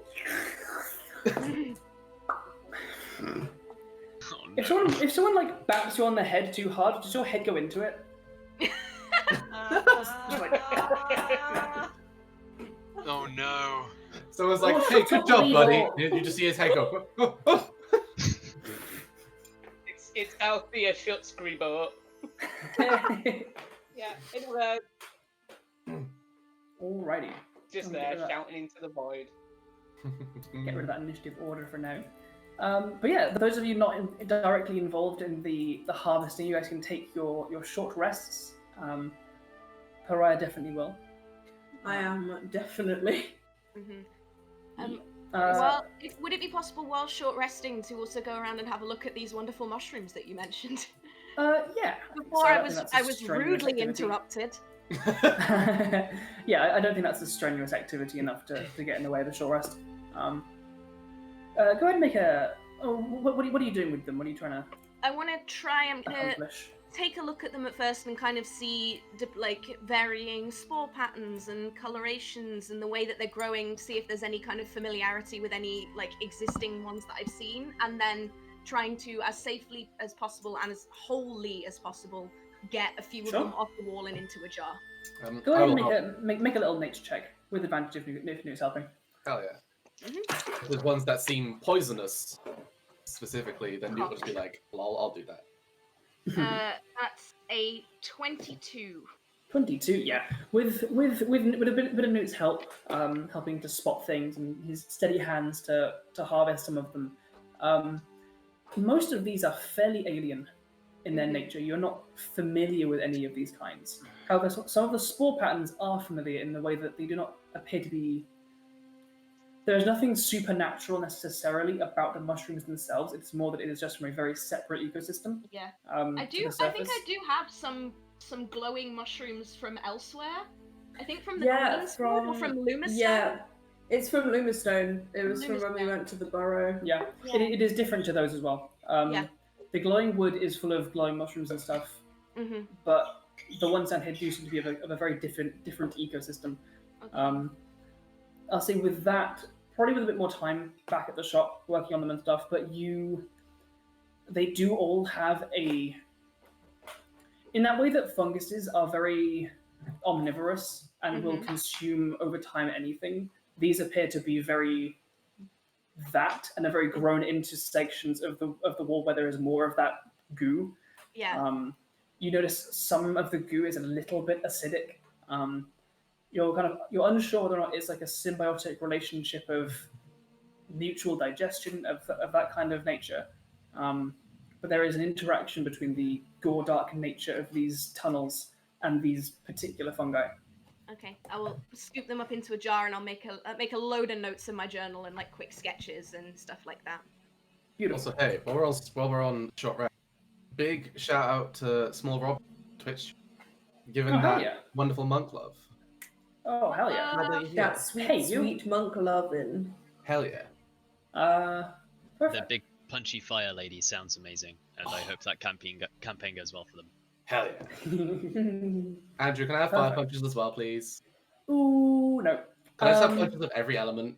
Just all of them. maybe go find the right Kensei monk dragons to teach you. Yeah. But before then, New quest. is there anything else anyone would like to do with this short rest before moving on?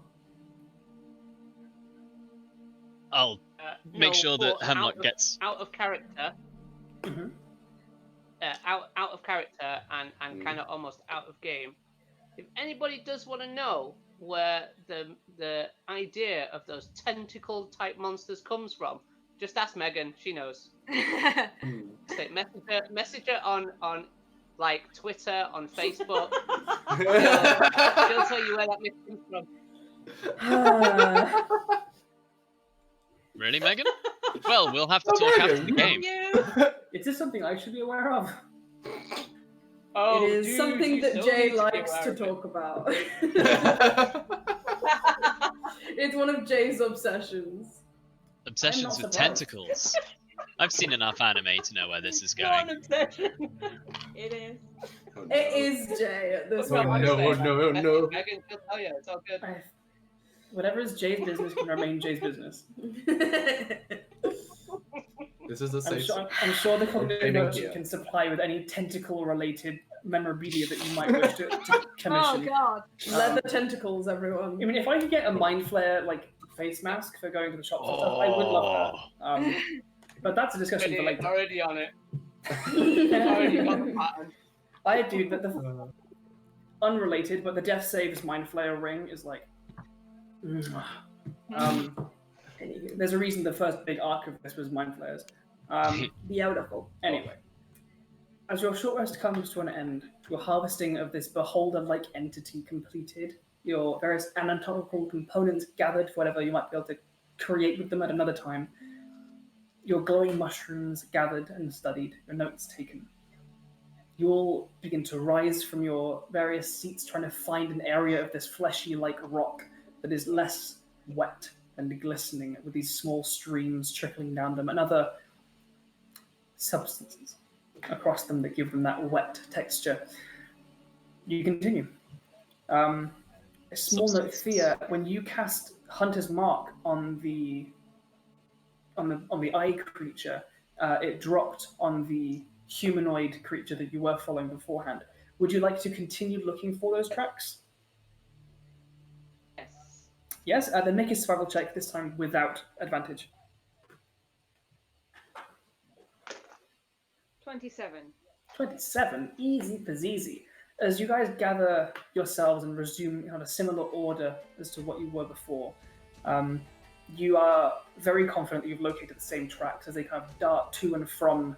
You see sections as you move forward where this tunnel's small stream begins to grow into an actual small stream, maybe 5 or so feet deep. Only like 5 feet across, but these kind of small channels where the tracks dip into this, and this creature swam rather than walking. But the tracks, and you see like handprints clawing and pulling its way along this, and you are fairly confident you are on the right path. You continue moving forward, these tunnels diverging, splitting, some of them peeling back away, but you can feel this wind coming from before you. The way down is the way forward. You continue. For a moment, actually, I need Maple and Thea. Could you make perception checks, please? Ooh, okay. As you regain your front watching position, make your perception checks with disadvantage. Is with disadvantage? Yes, it is still dim light for what you can see and blackness beyond. With disadvantage, that's still a dirty 20. Very nice. Same. Beautiful, in tandem. You both, Hell yeah. keeping up towards the front, you're becoming slightly more comfortable with relying less on your eyes and more on your ears. You begin hearing and becoming more comfortable listening out for where the stream takes a turn and vanishes, but the path goes forward. You listen out and you do hear the occasional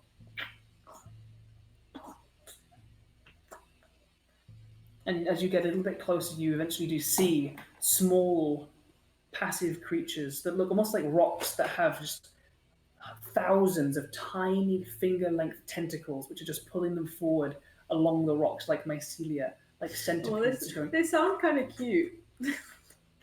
Yeah. Just like a Just rocks with tiny tentacles. a lump of rock with just You pet thousands of little legs under it. Yeah, That it's- sounds I so love it. cute. It's like one of those, when you like chop the end off a toothbrush and put a motor on it and it goes like bzzz.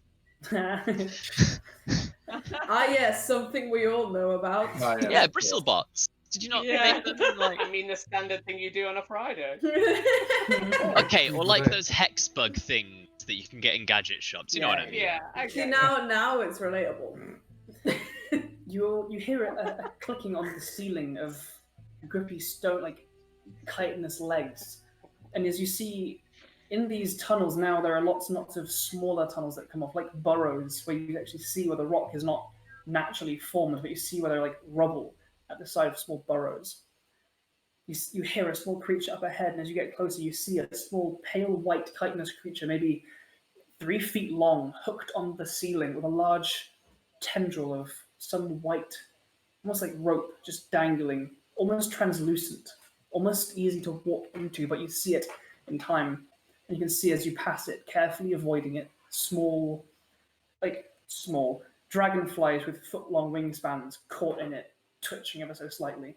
These different predators lying in wait. As you progress a little further, you hear another, and you hear the same familiar sounds of this humanoid creature that you did before. And you hear all of a sudden a very, very, very faint bloom, the sound of something entering water. As you get closer and closer, you feel this wind now blowing more and more strongly.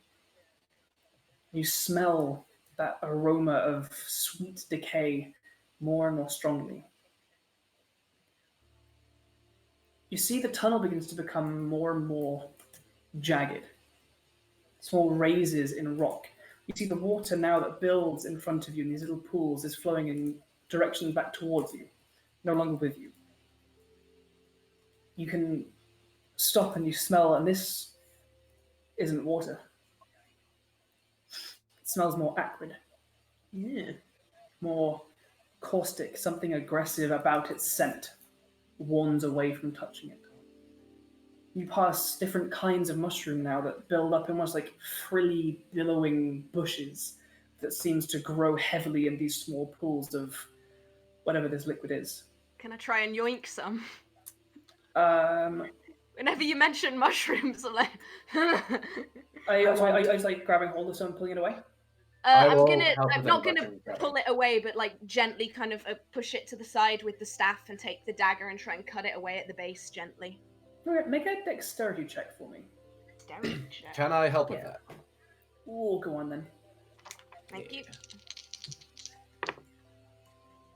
That's almost a 19, but it's cocked. 14. 14. As you reach down, Newt reaches and helps push some of these stems of it away, and you manage to take a small cutting of this kind of. It's almost a bush made entirely of flowers, almost like lichen growing up in a dense thicket.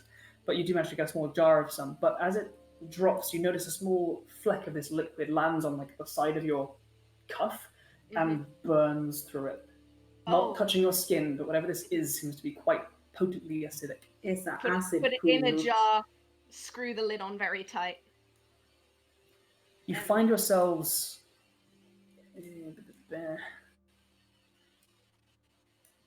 Just let me do a little quick thing. No. I need to push Thea and Grievo onto this one as well. Yeah, Grievo.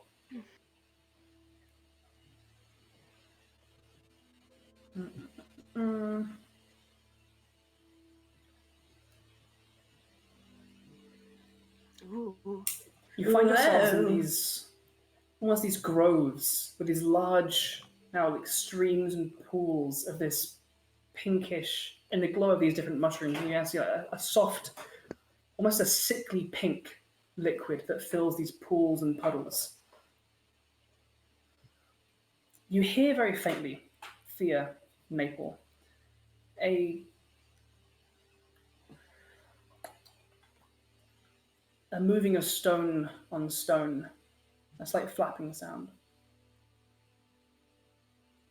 Move forward a little bit more. And then you see something flicking the corner of your vision up into your right-hand side. You see two little legs just kicking absent-mindedly, sitting on one of these little stone, almost like walls that are jagged and risen up out of the ground.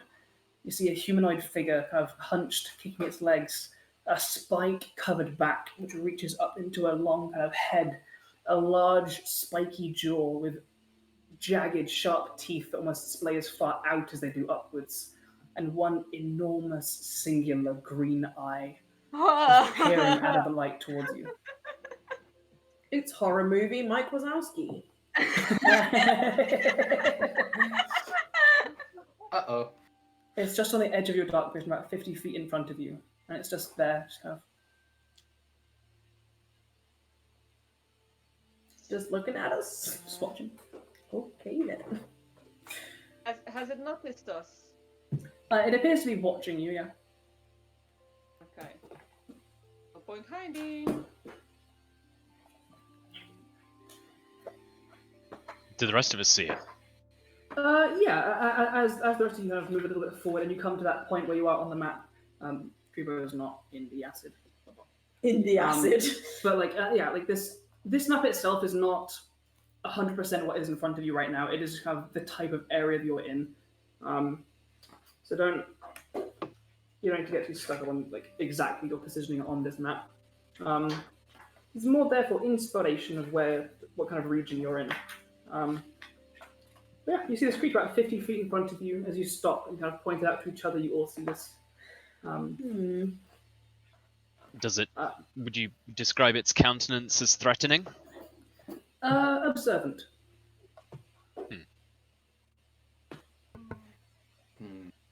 Can I see the other creature that we followed in the first place Currently, no. at all? The pale-skinned creature with the glassy eyes and the tail is not currently visible. I see any tracks of it? Yeah, no, you're still on the trail of the creature that you are following. But this creature appears different, and you don't see your current quarry. How far away is it from us? About 50 feet for now. It's just within the range of your dark vision. Its large green eye, faintly lit up by the... Like, this map isn't exactly where you guys are. It's just kind of the type of area you're in. You see the little orange bushes are very luminous blooms of reddish orange mushrooms that bloom out like small campfires almost, and send a large orange glow, sending dark shadows from these different stony rises that illuminate this figure. In that case, then, Grebo's just gonna kind of look around at everybody and like ask them to gather in to like almost huddle up kind of thing. Yes. What is it, friend? And he rummages it like in a inside pocket of his robes, and he pulls out a handful of like, it's about 8 little kind of cream-colored sweets. Ah. They're in a gold wrapper with Those originals. like a W on them. And he says, I have a little idea that I think might be able to help us a little bit, especially in keeping quiet, and Candy. have a little idea about talking to that thing. Everybody have a sweetie. He puts his hand out for you all to take a sweet. Yeah. Sure. After you've eaten this sweet, after we've all eaten one, we are all telepathically linked. Nice. So we can all now speak to each other freely in each other's mind. It's Ray's telepathic bond, or Rary's telepathic bond is the spell. But I've just flavoured it because he's an old man. Beautiful. Oh, I love it so much. We've always got words on them. Now, here's a little thing, though, because of that flavouring. Newt as a Warforged can't eat. He So just now I has don't to know pop if that it in means his mouth.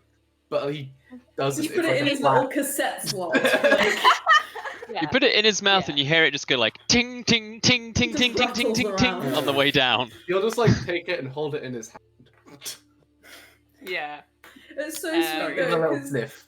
like David used to have a character in the Strahd campaign that gave everyone toffees for guidance. Yeah. Oh, And he was an an old old man man gnome as well. So it's like old men men gnomes just carry around candies for different the spells. law of the land require it to be.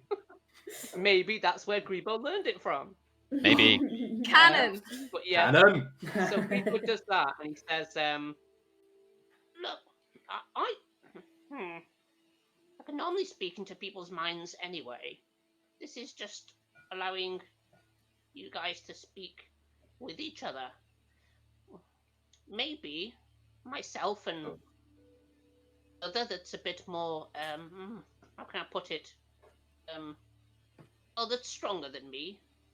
Maybe we should cautiously approach that creature and see if we can talk to it. It doesn't seem to be acting violent. I mean, it's sitting there swinging its legs. Maybe we go talk to it, but I wouldn't mind somebody coming with me just in case it tries to chew my face off. I can come along. Or whoever, I don't mind. I mean, we could all. Oh, good. Yeah, let's go.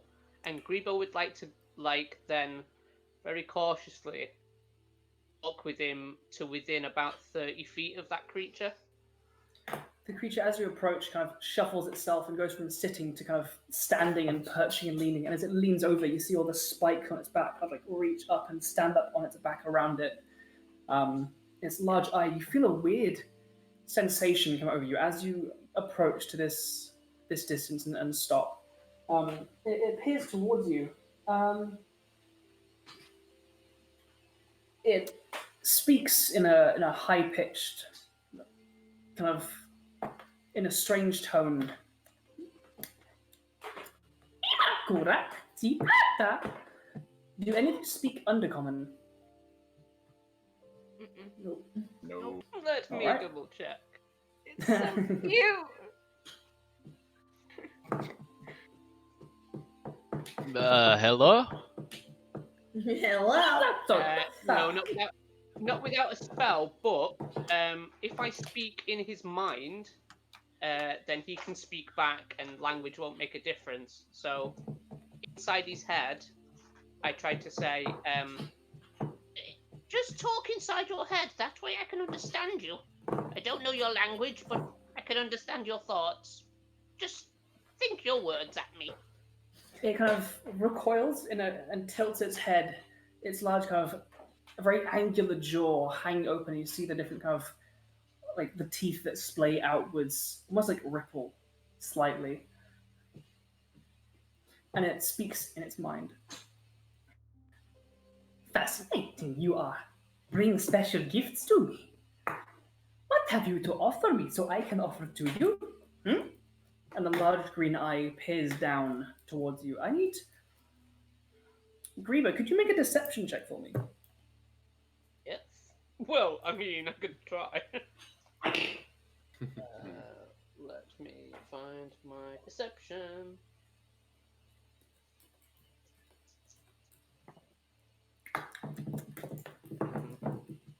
14.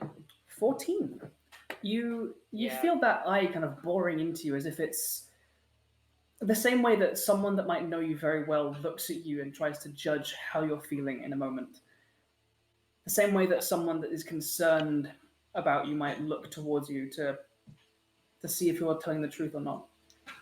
You're unsure what it's looking for, but Yeah. it doesn't seem to find anything. Grebo's probably not going to lie to this creature. Like, Grebo's genuinely interested in A, what this creature is, because he's not seen it before.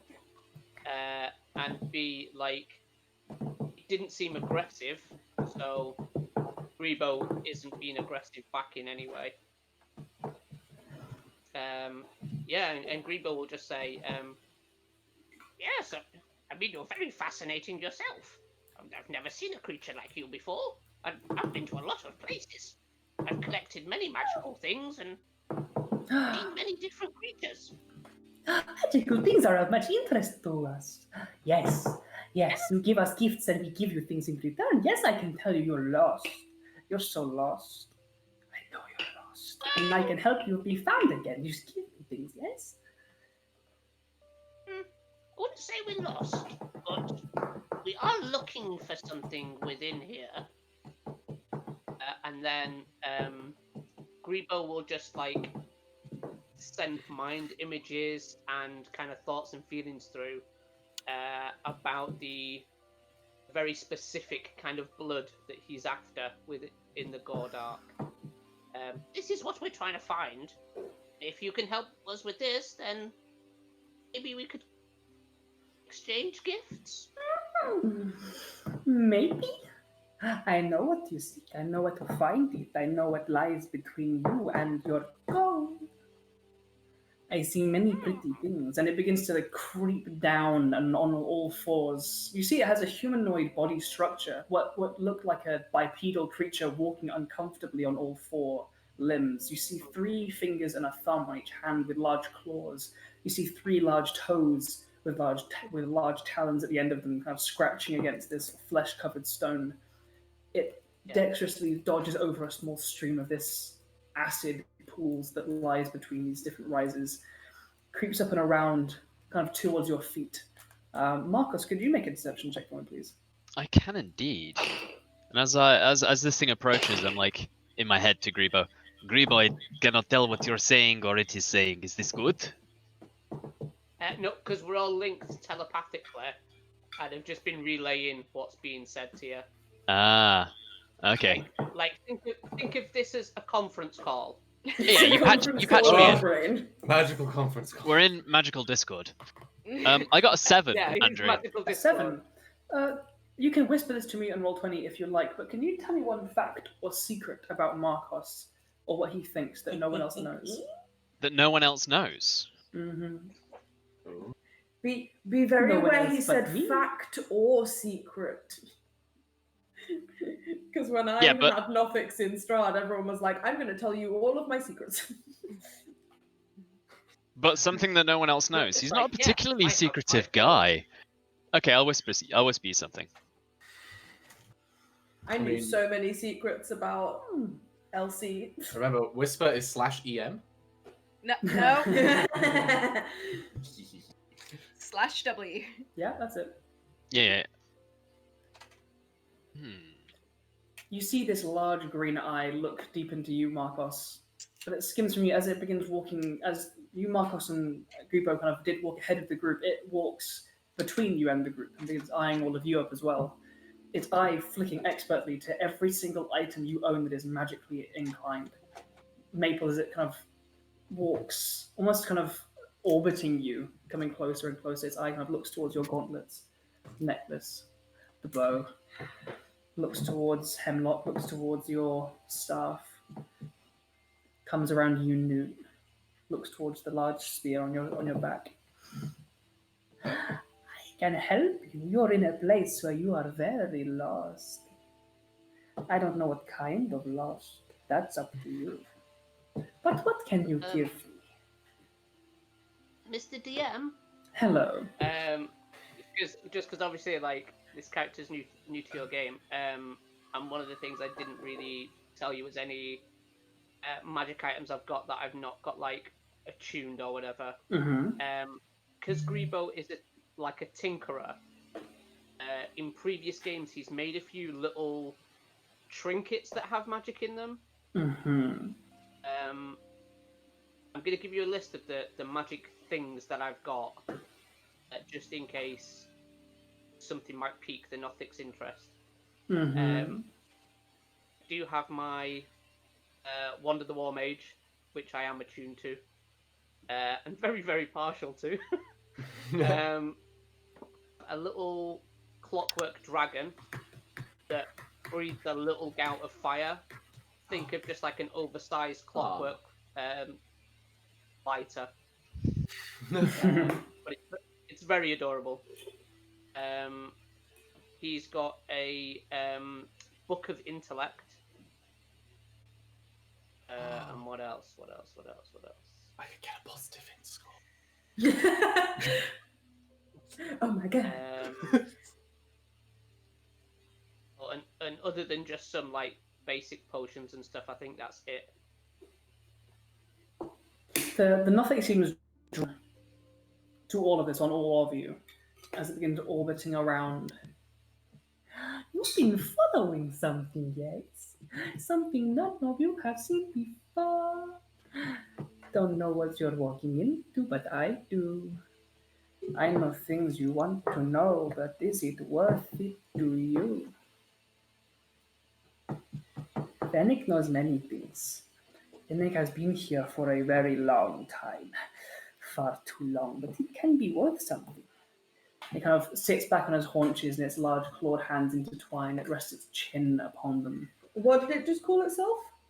Fennec. F-E-N-I-K. Fennec. He's so cute. Hello, Fennec. Nice to meet you. Easy. Well, So far, you are being pleasant, and it is always nice to come across new things that are interesting and not dangerous. Immediately. It turns its eye around the rest of the group. Hemlock, could you make a charisma saving throw, please? Yes. No, a deception check. I mean, not a saving throw. Yeah. A deception Hemlock has been vaguely sketching this boy as well, just quietly at the back, just journal out sketching. That's a 4. The 4. Could you whisper me, or you can say it if you wish, a fact or secret that no one else knows? As it's shifting its gaze around all of you. You'll carry on because I have to think. Hepworth, you are running after something with silly legs and a tail, yes? Yes. Is that it? So, are you wanting to trade? Is that what you're saying? Yes. I have things you wish to know. You have things I wish to own. Let's make a deal and then you go. We part ways. No one knows. Bill takes his hat off and he pulls out his little clockwork dragon and puts it on the floor, and it starts like prowling around the floor. It's quite liquid clockwork, so it starts prowling around the floor and just occasionally just breathing a little spout of fire. And Greebill will say, would you tell us the way for my dragon here? Make a persuasion check. Man. Is this a Nothic telling him? What do you mean, persuasion check? I do not know. The Nothic has met the Nothic found a DM and found out the secrets. The Nothic is breaking the fourth wall, everyone. Also, that rhyme, That's an Andrew. 11. Oh, Very good. What was that, Just an Greebill? 11. 11. It begins to kind Just of an like 11. it kind of crunches down as its limbs draw closer as it kind of paces like a cat. Its back seems to swell as its limbs come closer, the spines almost like creaking on its back. Each of these spikes will be a foot or so long, piercing from its spine. A pretty little trinket it is that you offer me. But as a measure of what you carry, one might assume it's insulting. Its head seems to almost have its weight too much for the neck to carry as it gives a tilted head, then pulls its body the rest of the way. And it begins to pace Rebo towards looks it the rest of straight the in the group. eye. It looks back. Rebo looks it straight in the eye and just says, do you know how much I love this little dragon? Like, this is how I light my pipe. It keeps me company on a night time. It even chews my toenails off for me. The thing with sentimental value is its subjectivity. The dragon means such little to me and is also not too useful. How long do Can you do live better. naturally? Bold of you live to naturally. presume I live naturally. No, but I have something else you might be interested in, but it's only good to those that live for a long time. Time And has he pulls little out impact on it- me. Pulls out his book of intellect. The eye doesn't have Says- lids, but it still goes wide. Pupil just dilates. It does. The large black Uh, pupil in the center of this greenish yellow eye goes. Zoom in. Grebo holds the book in front of him and says, "This book is very rare, and it is what helped me become, well, the wizard that I am. It is full of knowledge. It takes a long time for it to become yours and to do you good. But if you live a long time, this is something that would be worth more than any magic item anybody else has here." I am And Grebo puts familiar it down. with these things. Yes, this will do just grand. And he pulls it, scraping it across the ground. You can see like this incredibly beautifully bound and very, very valuable book being dragged through the slightly acidic, slimy ground. Oh. Drags it to its body Um, and immediately leaps up to one of these stone rises. I accept. The thing that you seek, the creature you follow, it is of this place, just like you, but from above, just like you. And he points to each of you. Not you, Thea and Grebo, but it points to you, Markos. Not to Newt. Points to Hemlock and Maple. Just as you are born of blood, so are they. But this blood is old and is stale, and where blood touches leaf and elf walks forth, just as blood touches stone and produces a dwarf, just as blood seeks in rot, just as rot. The Fetidar. They are a primitive people. They worship the thing you seek as if it is a god. But inside their brain is nothing more than mud. Take care. Follow the tunnel where the wind blows. If you find a lake, take care when you cross. Beware of the slithering Fetidar. But welcome. You know the dangers of the Gorda. And if you see something running and ignoring you, take heed, for you should run too. This is all I have to tell you that is of use to you. Unless you have anything else to ask. It is time do that you you have any pass. cake? Do I have any what?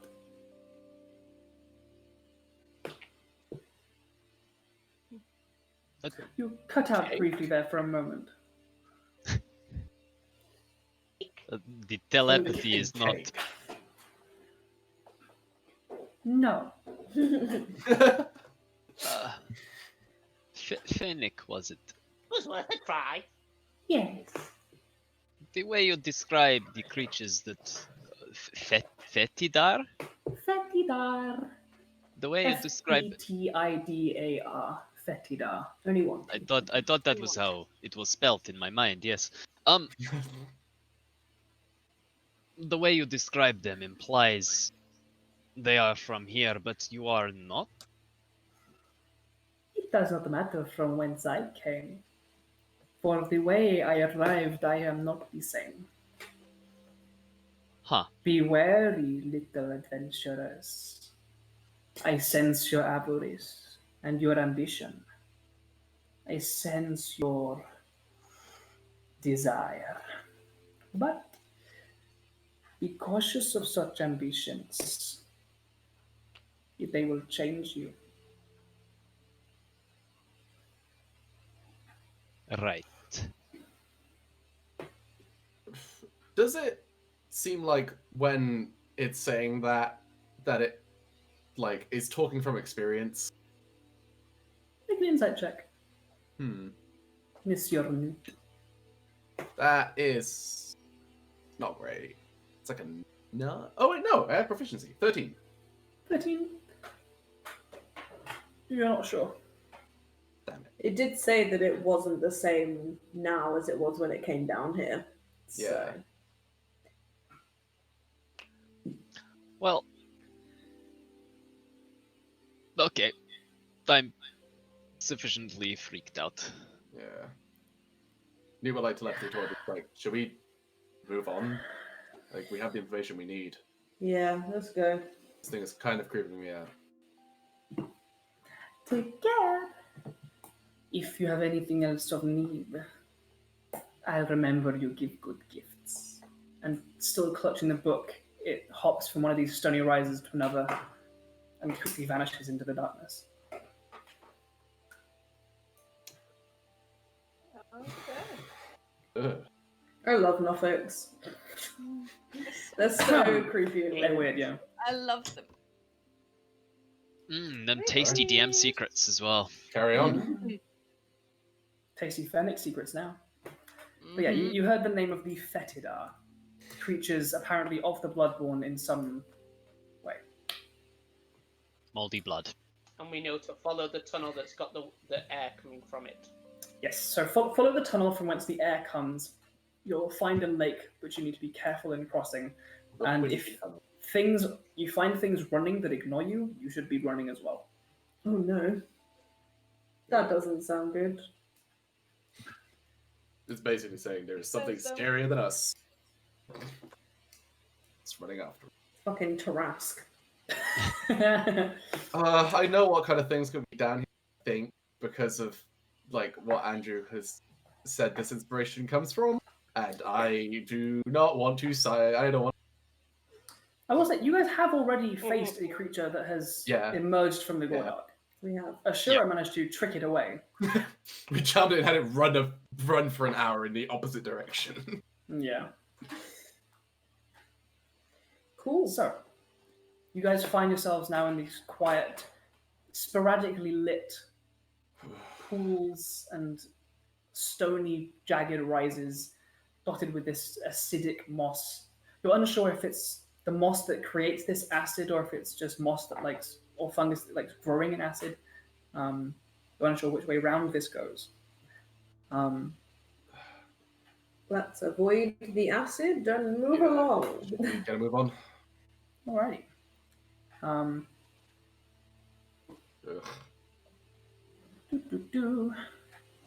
Oh, you guys keep going and you find this area diverges and comes to a more natural tunnel. You feel that wind blowing on your faces. As you guys are moving forward, is there anything that you would like to do in particular, or are you just following the wind as you go? Follow the wind. Well, Tia is going to try and move stealthily if possible. Okay. Yeah, we should all be trying. I think we should all be trying to move quietly now. In that We case, don't need to talk.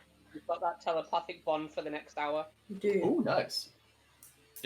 I will drop a Yeah, well, pass without trace on us, Beat me to it.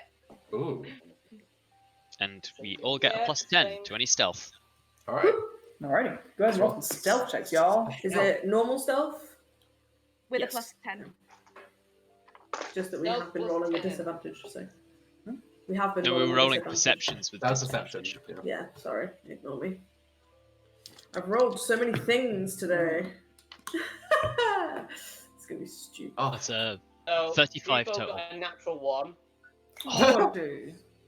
but it could be like not that with buffs. I mean, it's an 11. Because Yep. without a trace, it's an 11. But it's still a natural one. It's still dog shit. It's not great. That is a 38 from me. Oof. 'Cause 35. 32 from me. It's a 14 from Hemlock. Oh god. Oh! And 40 from Thea. What? Alrighty. Yeah. 40. Jesus. Hold on, was that As you 14 all- or 14? 40. 40 for Fuck! Thea. You find yourselves now in a more enclosed tunnel. You see where sections of it have been eroded away by this flowing stream that this appears to be backed with water.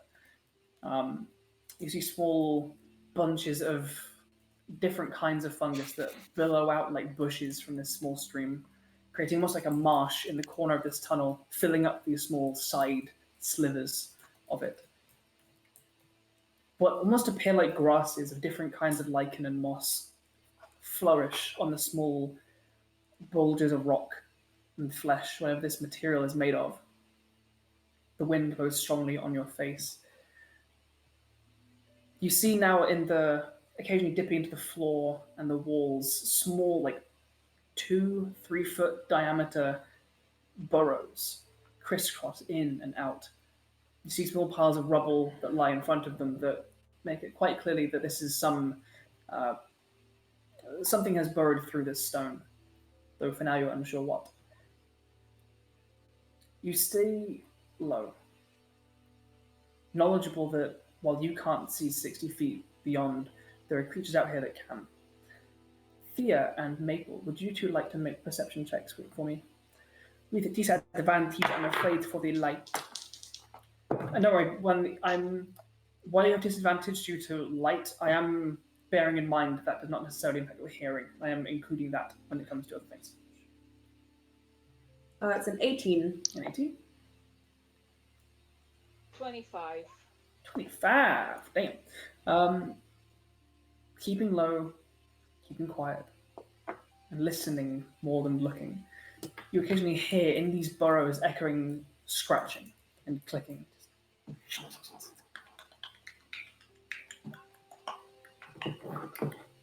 But nothing emerges. It comes and it goes. This tunnel opens up slightly, and what is a fast-running small stream in the side opens up almost to a river, only maybe half a foot deep, of this kind of marshy, fungus-filled water. From the cavern above, you see large, almost hanging vines of blood red material. It looks almost like hanging lichen off of trees, or the tendrils of a willow tree that hang down in this forest. As you push past, it's slightly damp. Keep pushing past. You come across a small wooden structure. Well, I mean, wood. What comes closest to wood down here? Small sections of the largest and hardest fungus is probably dried out or simply dead, been arranged to make a small shelf maybe 5 feet across. You see off one side, maybe 20 feet away in this hanging forest. Would you guys like to investigate, or are you moving past? Yes, please. Yeah, like Sure. Definitely want to have a look at what's it all about. Pushing over this small shelter, it looks like a very ramshackle shelter. What looks like a single person. And looks old. If anyone would like to make an investigation check.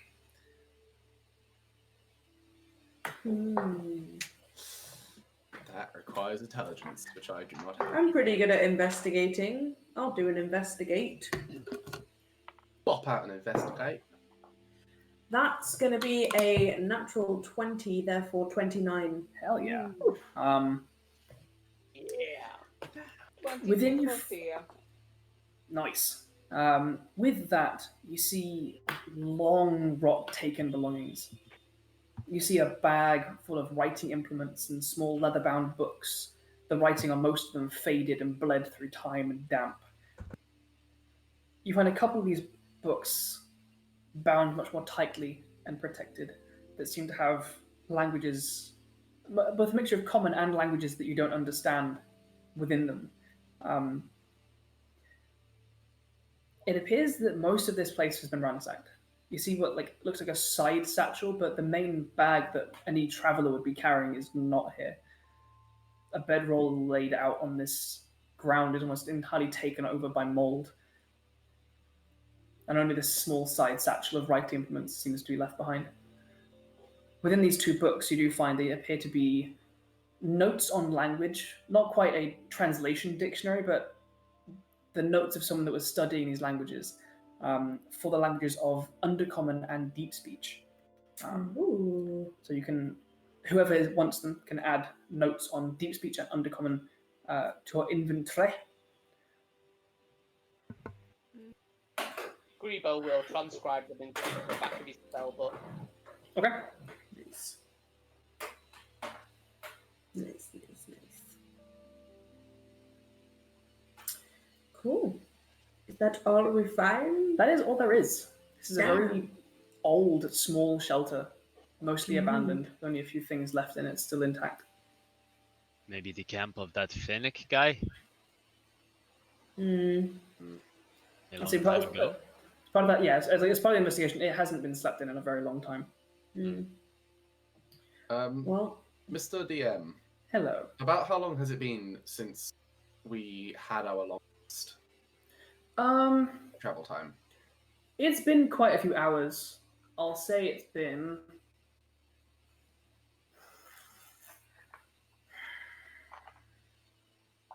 I will say it has been approximately 7 hours since you entered the mines. Okay. Mhm.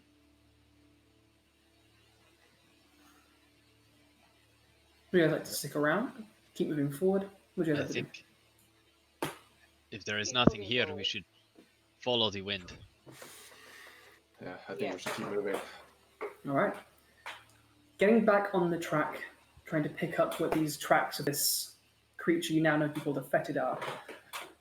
Through this forest, you see now the various vines and hanging tendrils of whatever this stuff is swaying ever so gently in this sweet, sickly wind.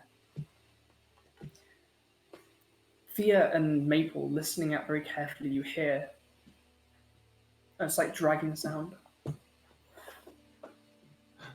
There's a dragon.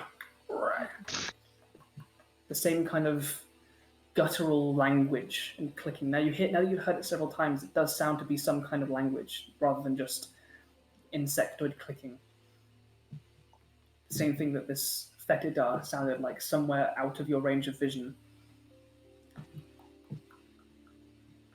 And then a sploosh as something enters water. Following slowly and quietly, pushing aside these little curtains of this hanging vegetation. Your dark vision gives you a large opening sight as you exit this hanging forest. A very large cavern opens above in front of you, the largest one you've seen so far. The small stream kind of cascading down a small slope of rocks and mounds of this fungus descends into the small shore of a lake. You see small glowing fungi beneath the surface, illuminating this soft pink-colored liquid that fills this large underground lake. The sweet wind sends small ripples across its surface towards you. And I think at the edge of this gore-dark lake is a good point for us to end tonight's session. Oh, Boopy! very spoopy. Spooky. Thank you so much. We dealt with a Nothic and didn't get dead. Yay! Yeah. I mean, to be honest, the Nothic dealt with you and didn't get dead. It is a challenge rating 2 monster. It probably wouldn't do a whole lot to you. We would probably but- destroy nothing. Yeah, like you'd ruin it. But thank you so much for joining us. Those of you who've been watching along or getting involved in the Twitch chat, we love you when we see you. We appreciate you. If you have enjoyed it, tell your friends. This episode, along with all the previous episodes, will be on YouTube very shortly. All the previous episodes currently are. If you're enjoying the world and the setting, check out our additional content, our character bios, our lore drop episodes. There's another one of those coming on Monday, so get excited for that. Yeah, get involved on our socials. Make sure you don't miss a thing. We are active throughout the weeks. Like you said earlier, we are on Facebook, which is at Chasing Tails Podcast, Instagram, Chasing Tails Podcast, and Twitter at Chasing Tails Pod. J and B, thank you so much for joining us. Yay! Oh yeah, Yay! we love having you here. It was Yeah. fun, guys. Great, that's fantastic. And we hope to see you guys again next week to see what happens Finish the goddamn and how you cross this lake and how you manage whatever the Fetigar have in store. This lake of delicious strawberry milkshake. Mhm. That's exactly what it is. Yeah. Good night to old prog rocker in the chat. Oh, yeah. hey. Good night, buddy. For great dicey accessories like this Yay. beautiful dice bag, the wings that we were shown earlier, dice trays, the beautiful costumes worn by the beautiful JMB right now. Go check them out. You can check out their Etsy, their website, which is thecognitivemerchant.co.uk, their Instagram, which is Cognitive Merchant, and Twitter, which is at Cognitive Merch. Has anyone else got anything else to say other than thank you, we love you, and good night? I think that's it. What he said. Yeah. Yeah. Good night. We love you. Thank you, we love you, good Love night. you all. Bye. Thank you. Bye.